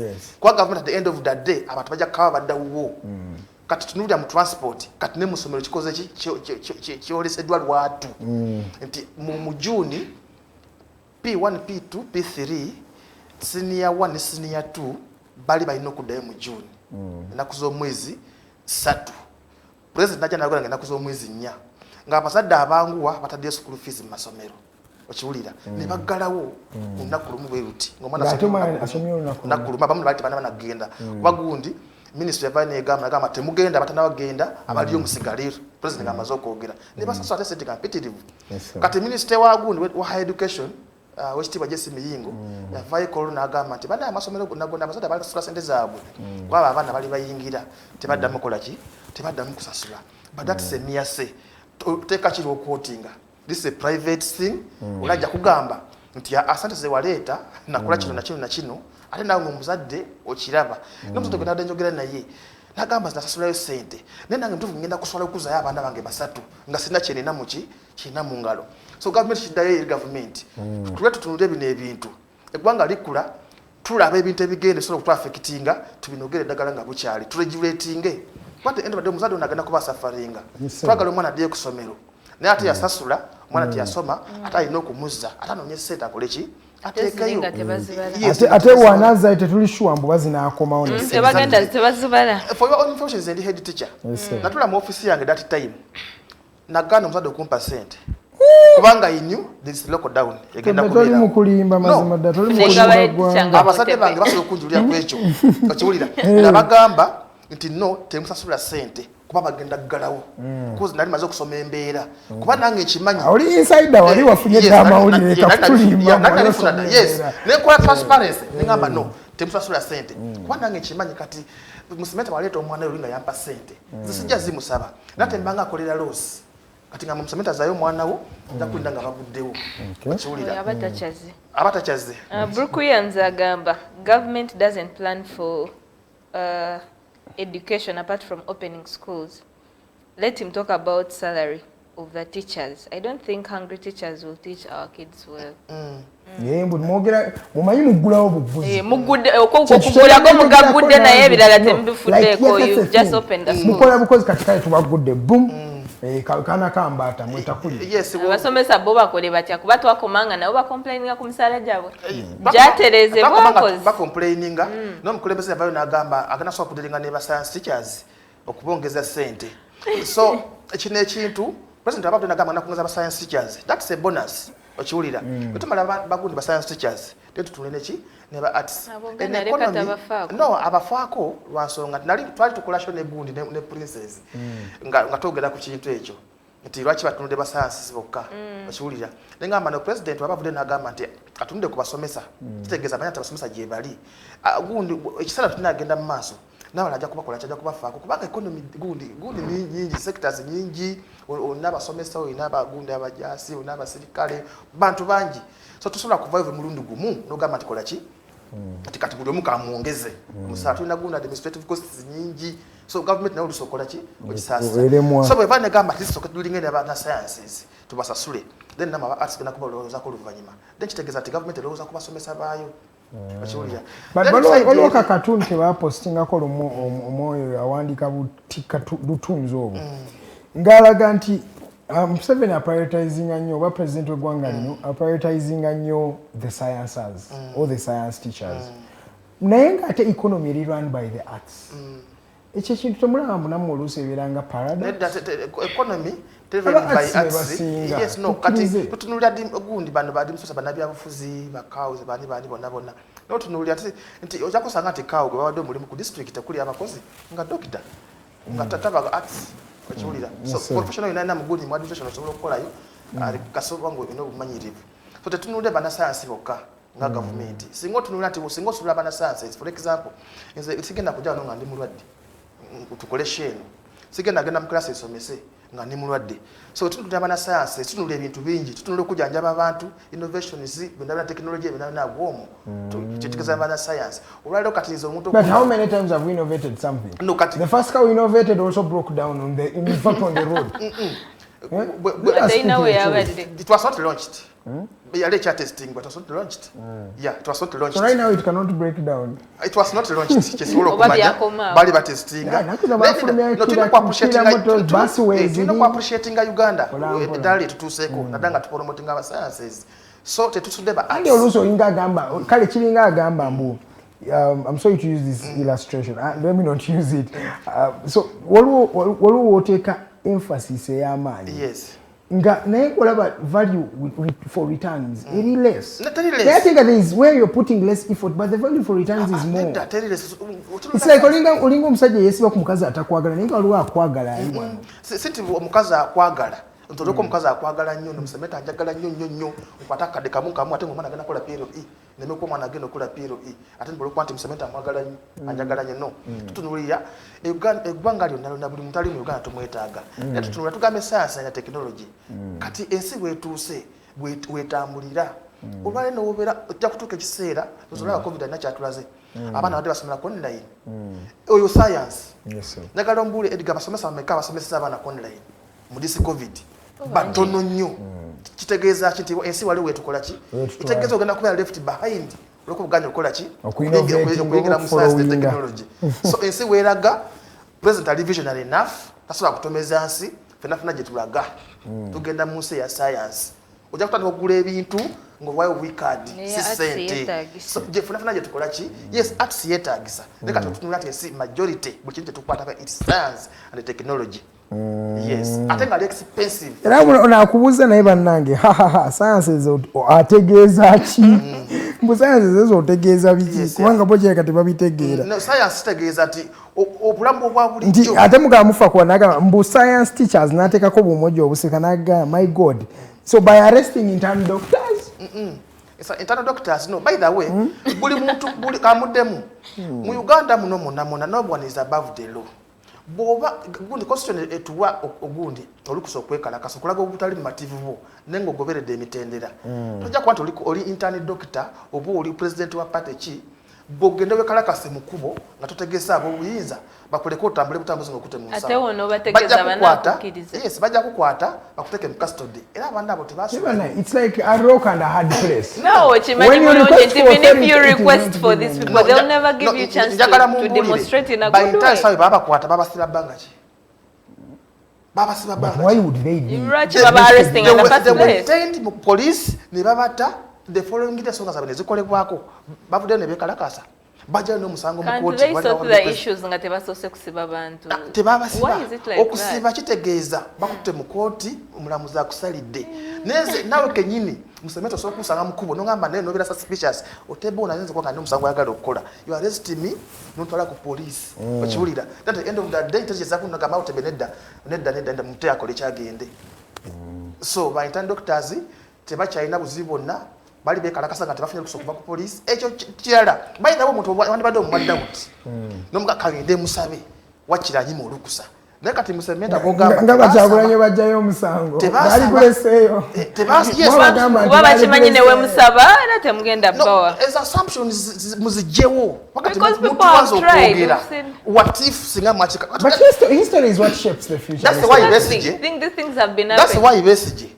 olwaleo katasikowaringa teri musango yajjayo mu kooti nasikowaringa ki okiwulira yateekawo precedence okiwulira nennawe giteekeyo okiwulira saba gwe kugano banganye n'okulaga obutali mu mativu bwange polisi ya Uganda mbi leka tugogiprovokinga nina okutuukiriza amateeka ate amateeka go wagayisa through your MB.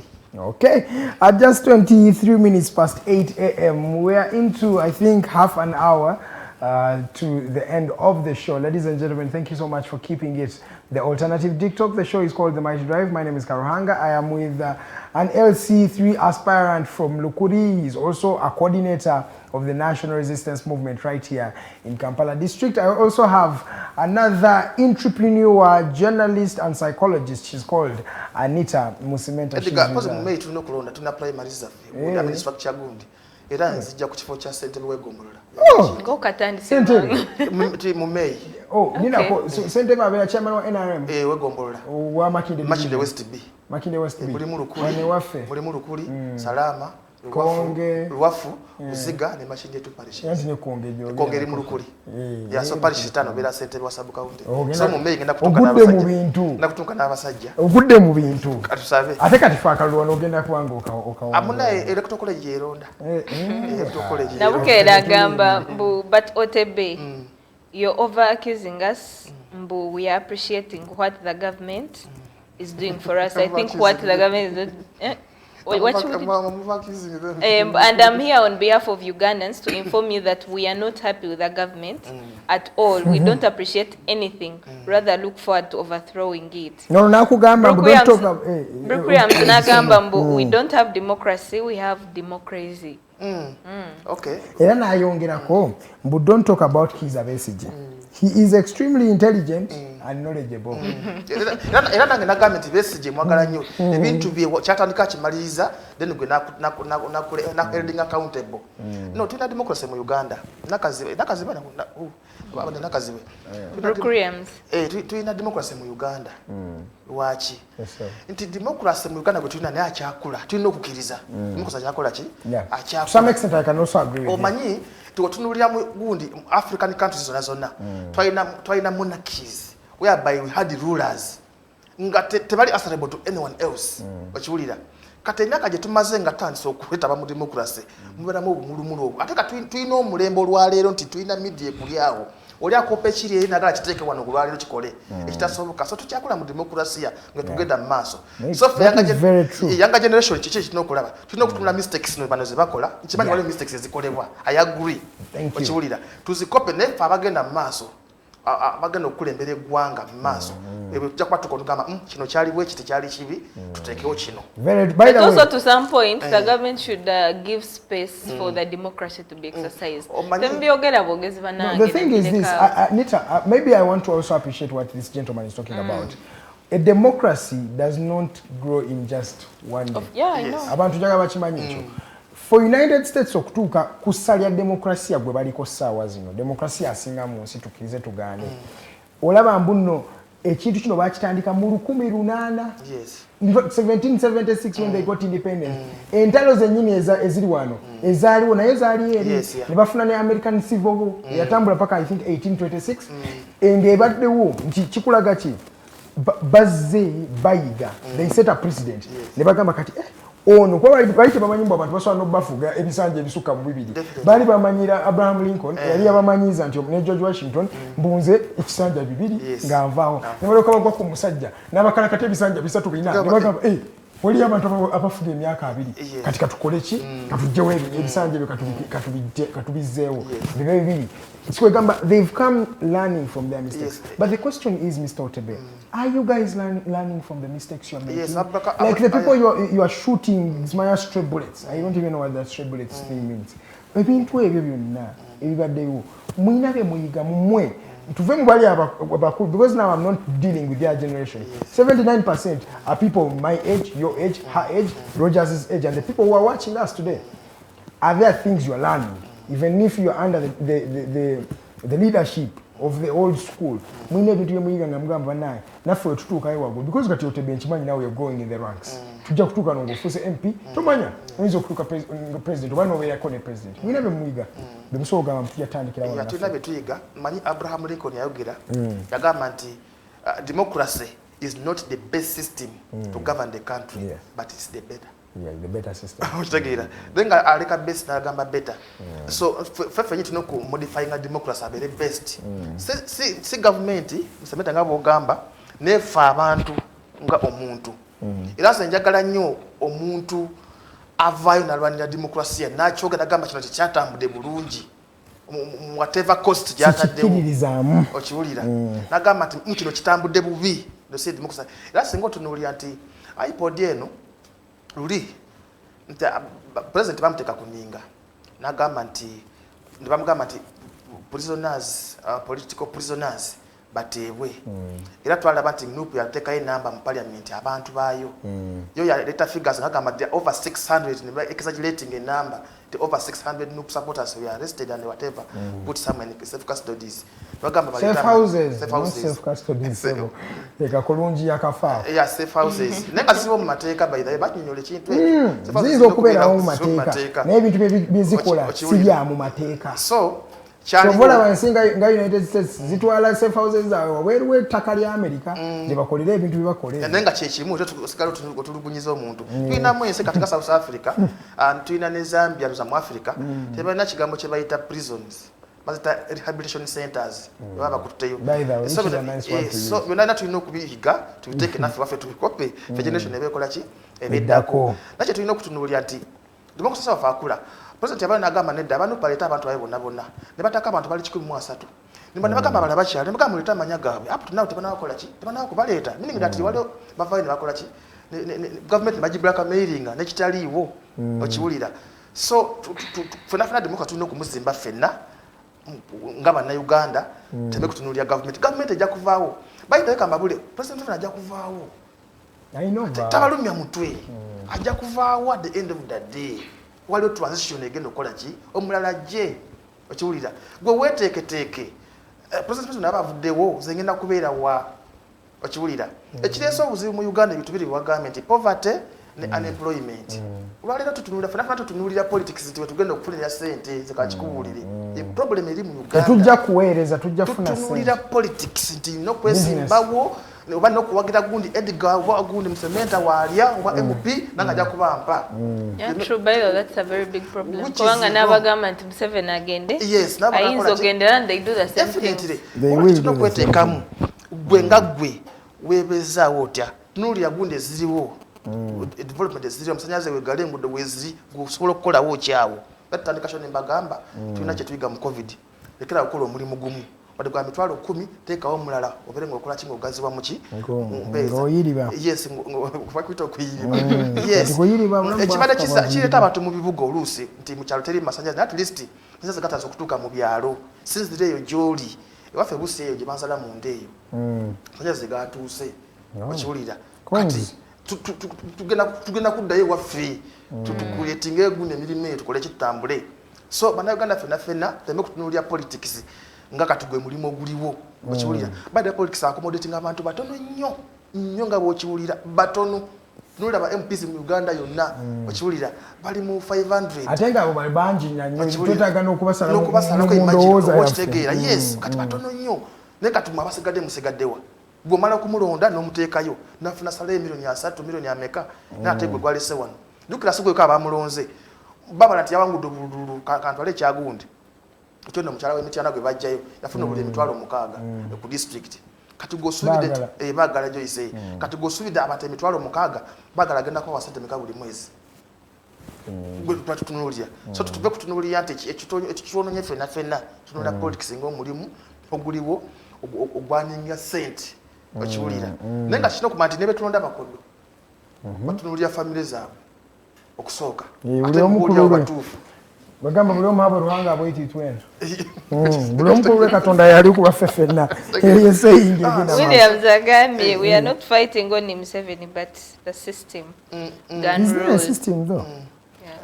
nedda si bwe kiri mulwanyisa Museveni kyekizibu ky'abannayuganda mulwanyisa Museveni that's the problem that we have mulekera okulwanyisa Museveni ajja kutuuka akole ki nze kambawula example Besigye yaliwo by the way otunuulira gundi Semugerere yaliwo ng'ayugumiza buli kimu yes awo nga twakajja tutandise okulonda Semugerere n'agenda obulamu ne bugenda Besigye najja okiwulira naye yasirise katulina gundi tulina Kyagulanyi. There is a last man standing. That is Museveni.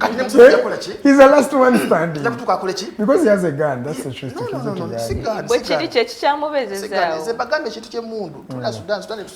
Kale njagala tuve wano kuwanda bobudde bututwala tudde ku nsonga eddako. Is there a calculated move to ending border borders? Many viewers, many of my viewers here, many of my friends, many of my family members are border riders. They are breadwinners for their family.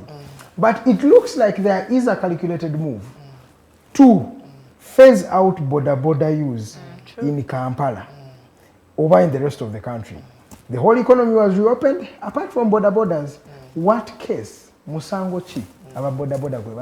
And nothing was said, like maybe there is a reason, maybe after these days, maybe after a period of time. Yes. Nothing. Did he forget? I disagree with you people. Abagamba nti ababoda bajja kukusiba nga tebakola kiro. Njagala tuddeyo emabega. Okuva ku ssaawa 2 okudda waggulu bw'otuuka mu night parking ziri mu Kampala ezikulira nyaawo pikipiki ziri ziti kitegeeza ki badde tebakola kiro gwo mugaga kiriza gaana gamba kusaawa njagala boda ngo kikole kipiki yango gipakinze leto omutwalo gwange oba ebiri gyange okusinziira bondo kikole ki okiteeke wali era edigo badde ojja kukubo ng'oba ofunye ekizibu oyagala genda mu ddwaliro obadde omalawo eddakiika meka kukuba essaawa meka okufuna boda etambula kati yani we namalawo essaawa 10 sijja funa boda paka ssaawa 10 n'eddakiika 45 yes ngezaako okulaga nti but I know many boda guys who are riding at night. I know many people who are driving at night. My big brother, my own big brother, nga ye akola emirimu gyemisana ekiro nadda ku zugu n'alyoka ayiriba zugu n'afunayo sente z'afuna ate nga ziba nnungi anti nkugira boda okusinga zikola misana boda zisomba abantu bafaanana batya boda ekujja waka wooli nekuleta wano okukola saa 11 nekuzaayo okiwulira abantu abakola ekiro bakeesamalireyo ddala baguddewo amabaala nago gakola kuva ku makya paka saa 11 obeerawa bagenda gagula obeerawe mu Uganda muno teri bbaala litakeesa anti okugamba we banaba bavayo ku ssaawa 6 ani agenda obbajjayo tugamba ekigambo okukeesa ate kukeesa abantu kitegeeza ku makya okiwulira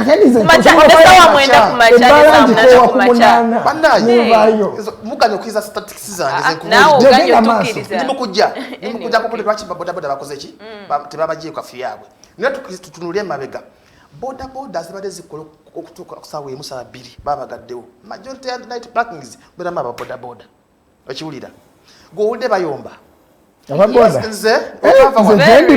otava wano last week waliwo ababodaboda ntwala ku ssomero yali ambuuza naŋŋamba sooka ombulire ki ekiriyo neŋŋamba mwe tebagenda kubasomolola mwe tebagenda kukola ki tebagenda basomolola era jo yantwalidde bwera gamba munaye walagula musajja teyakoze ki kyatutadde nali nyumya naye naŋŋamba nemubuuza naŋŋamba lwaki oza bakoze ki batugaliddeyo era yensonga egyengenda okutegeeza n'abalala bagundi the alternative good tiktok ensonga eri emu ababodaboda bagenda kubatta time ng'etuuse n'ensonga yabadde ya security yes olwa singa otunulira incidents zibaddeko emabega zonna okubombinga kwa Parliament Avenue ne CPS abasajja badde batambulira ku zibodaboda mmadda ya Katumba yonna so olwaleero government edikukwasa ba ADF ngeri mu kucheckinga how are they going to regulate these bodaboda people kulanga bakola ki eri security reason ate nga fena twagala okukola mu nsi erimu emirembe nga temuli insecurity olwaleero buli mubi yenna atambulira ku bodaboda era n'ababodaboda benyi bakimanyi era badde otunulira bakozemu association zaabwe olaba nabo bakola ki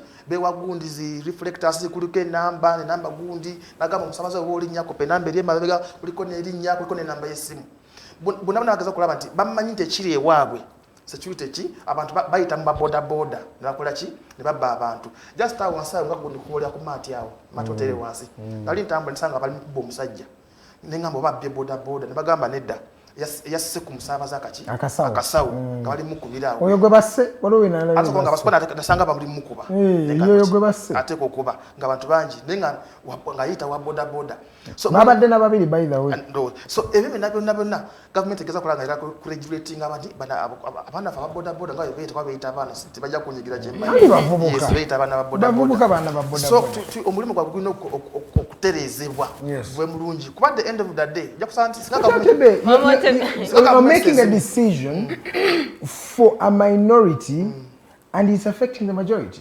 The majority of the boda men are not criminals. There are people who wake up every day to make a living by riding their bodas. And you have opened the economy, but you have still left them behind.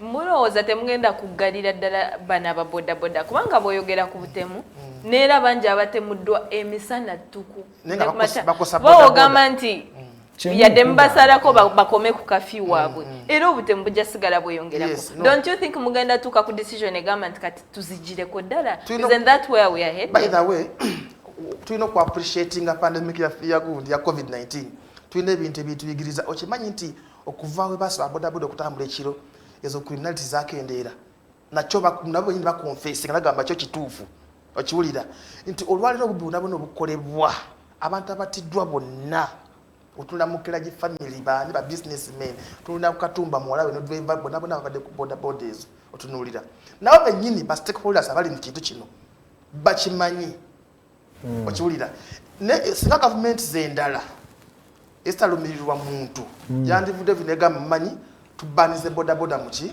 mu Kampala oba mu Uganda okutuuka nga tumaze okuziregulatinga naye bakulesa okole okuva ku saa 11 n'ekitundu ate abantu we batambulira bazuuke okutandika okutambula kugenda mirimu gyabwe ne saa emwezi akawungeeza abantu we banyukira okiwulira njagala otambula ekiro sawa emusaa 2 awo ebiseera ebisinga bodaboda bosanga baba tebaweese bantu nokubayimiriza botakubira indicata tagenda ku parking bakimanyi kubanga abaana bonna but there are people who actually work at night sagala wesibe ku nsonga abaana bonna pikipiki sizaabwe bananyini pikipiki ezo akugamba nze kwate piki yange eno otandika kukola ku saawa 12 okiwulira yo mukulembeza bagambi 11 n'ekitundu neva mu parking saawa meka 12 saawa emu njagala ng'ogipaakinze era pikipiki ezisinga zipakinga saawa emu nibo bayimiriza mu kkubo nga bakola ki a few of them bakola ekiro okiwulira era n'ekiro kino tebagambye nti bw'oba ofunye ekizibu togenda kukubira wa bodaboda essimu ebiragiro bisigadde nga webyali otwatandika nti okubira wa bodaboda essimu tofunye ekizibu okiwulira n'ogenda w'omukulembeze wo akulire by the last time president yasemesa paka kukyana ekiyama nasobola okuwa ki asobola okuwa. But the thing is, maybe let me ask you, Mr. Otebe. We have seen, that's why many Ugandans are being skeptical about what you're saying. For a while now, there has been an idea that borders zisuse mu Kampala ekyo njagala okkiriziganye nange nga bagamba boda zino zisuse boda zirimu befuula abakabi amanyina abodaboda nawo tebefudde bakabi bitooke byebigwa bebakuba abantu bebavuma bebabbi bebata kwegamba everything bad has been bebakwana bakabasajja they have dubbed the boda men villains. But the thing is this, even before lockdown there has been an idea boda zinogenda. How sure are we that this time round temuli kweno idea mutandise kubanga mujemwekweseemu because buli mwali mugamba tuli mukwekweka naye because muwuliddwa the most feasible way jemusobola kugamba mbu boda tuzigobye naye tugenda tuzize wano kibalemye ate nga mukimanyi mbu boda zino ziemployinga abantu bangi abantu bagamba mbu that is the first muli ku first step muli mukwebuzabuza munoonya embagobera mirimu gyabwe abaana be baŋŋamba buli lunaku wali wabweru edda abaana abo kyetulina okkiriza bafuna wrong information gavumenti ya Uganda terina intention yonna okugoba abaana bodaboda ku nguudo bodaboda ziyamba zisitula abanene kabe MP avaamu motoka nagiparkinga nadukawa mu parliament minisita nava ku pikipiki nava mu motoka ye nagenda mu Chief State House for gundi meeting yonna nebaawo era kino njagala kubeera verekiriya gavumenti terina intention yonna egoba abaana ba bodaboda bukubo wabula ekiriwo okulaba nga batereeza omulimu gwabwe naddala mu bibuga ensi zonna zonna ezitwetoolodde bodaboda baziregulatinga ngezikolamu emirimu gyazo bw'otunuulira nti wano ffe wano tulina emirembe mingi gavumenti evaayo negamba bannaye bodaboda toweeka abantu 2 sanko baliko 3 naye Rwanda just wano kumpi tukufude example Rwanda singa basanga ng'oweesa abantu 2 oba ogenda kukisasulira n'omusaabaze muyita sobola kugirinnya owokubiri abakimanyi nti ki olw'eggwanga lyange olw'obulungi n'okukondera amateeka naye ffe bannayuganda tulina emirembe mingi naate owulira bagamba nti Uganda tewali mirembe tewali ki so bodaboda bagenda zigoba bagenda ziregulatinga okulaba nti bakolerawa nti bodaboda nyingi kituufu zireese gundi trade disorder mu kibuga wakati bagenda kugazetinga stages tulina okukkiriza nti eno Kampala it's a city erina amateeka gayo erina trade order gyetulina fena okugoberera olaba nti abatembeeyi bali kudukaduka biki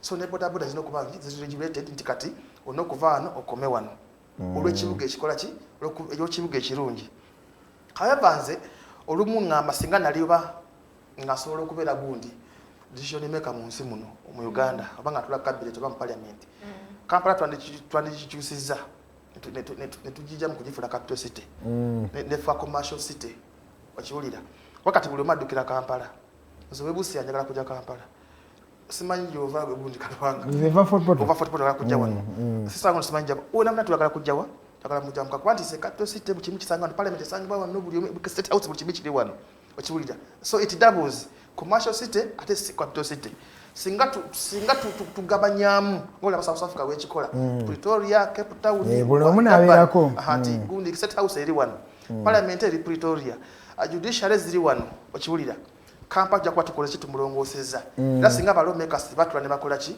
at least ne batunuulira ekintu ekyo naye kyemmanyi nti cities nyingi ziyisiddwa zoba ziyisiza naye nga they don't even have the qualities of being a municipality. Kati zijja kukula. Naye nga they already have the name city.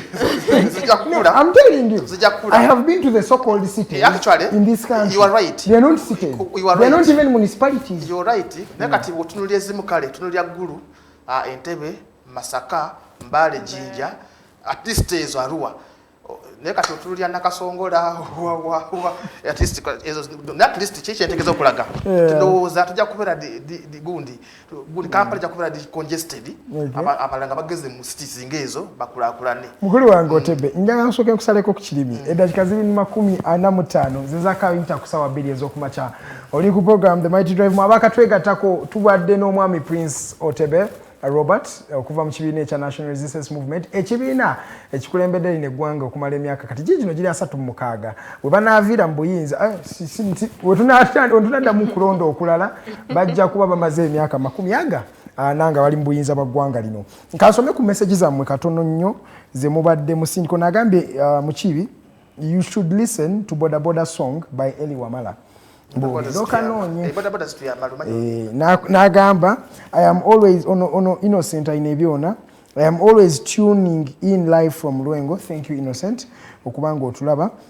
Waliwo omukyala Nakyeyune yayogedde ku nsonga wano. Yagambe, but why do NRM people think democracy is only about elections, and even their elections is always violent, unfair and sham? There is no freedom of speech, because if once practiced, no guarantee that you shall enjoy your freedoms after the speech. If they can deploy a full barracks in just a by-election in the names of intimidating and scaring voters, how dare they claim availability of democracy? Ekisooka ddala zikambabulire bannayuganda.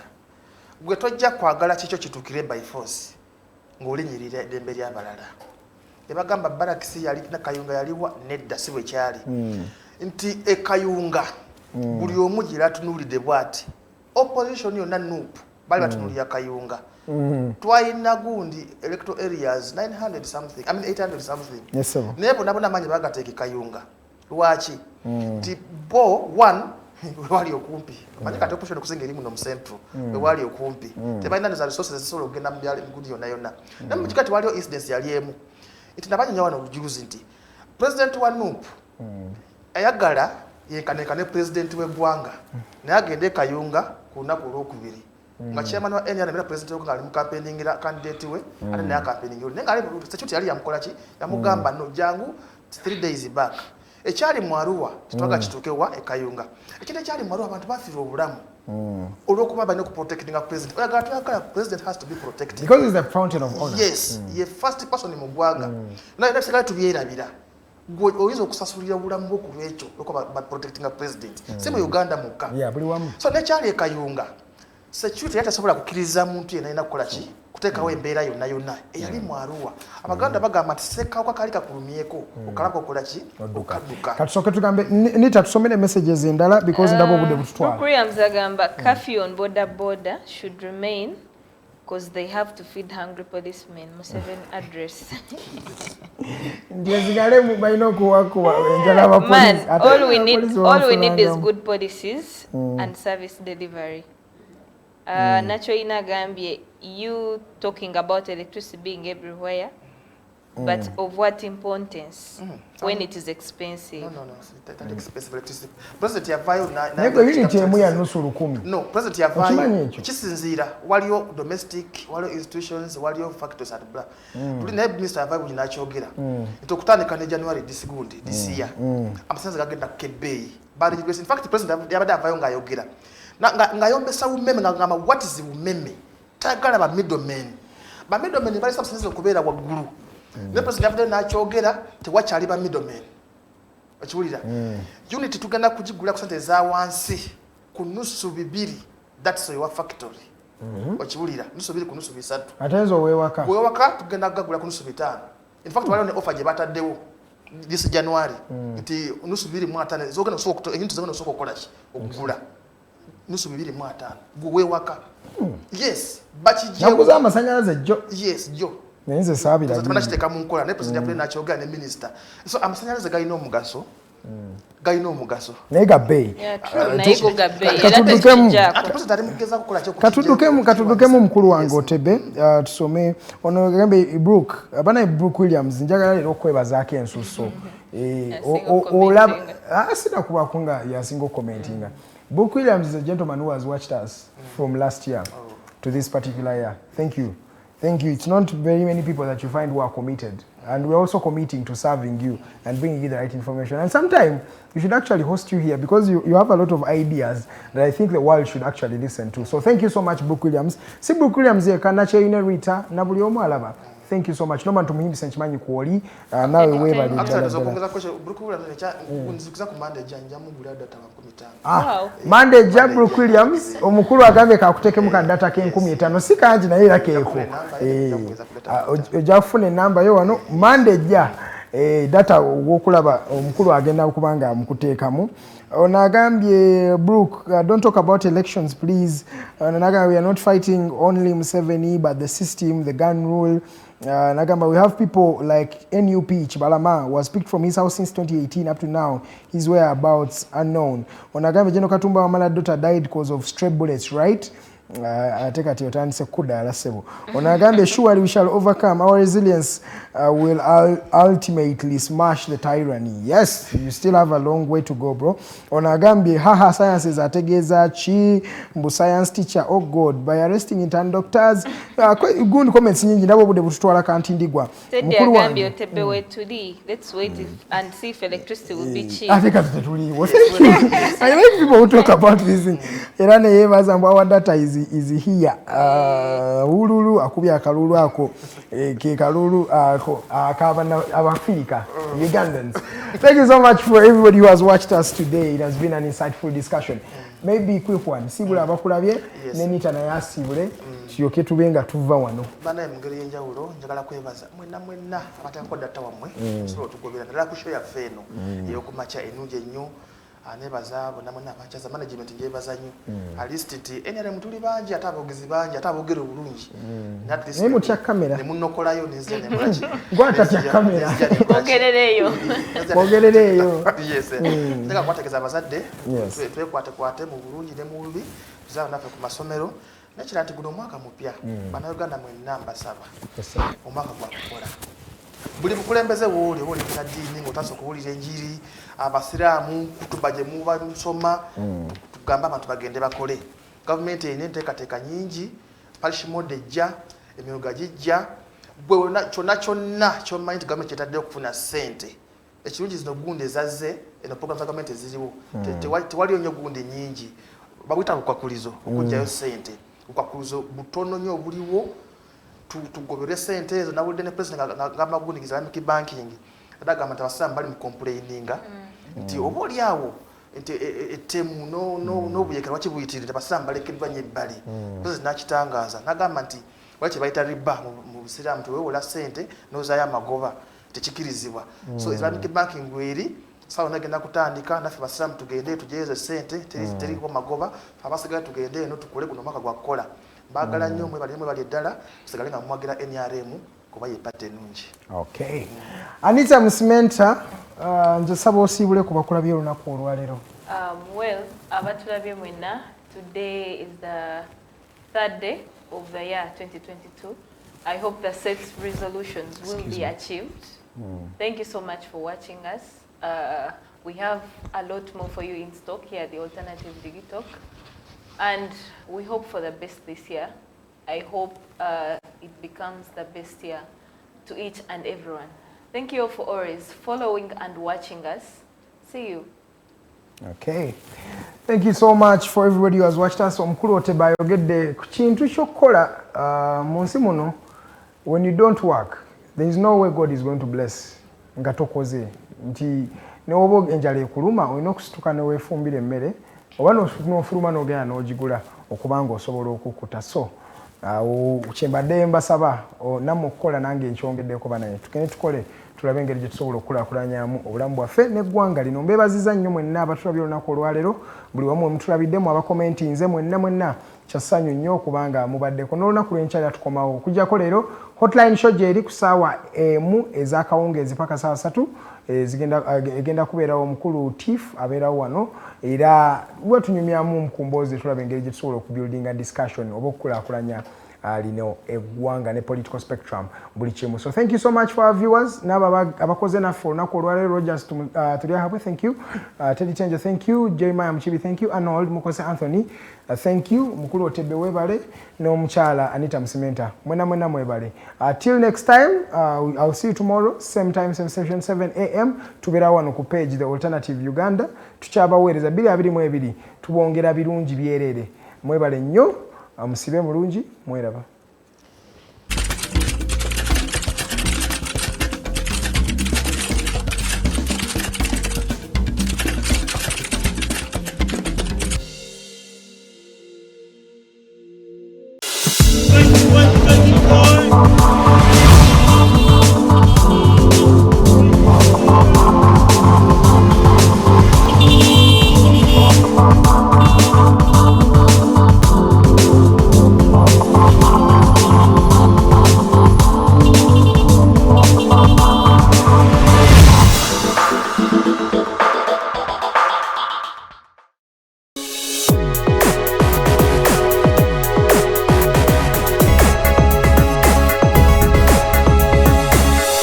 Alternative Dig Talk. Real issues, real talk.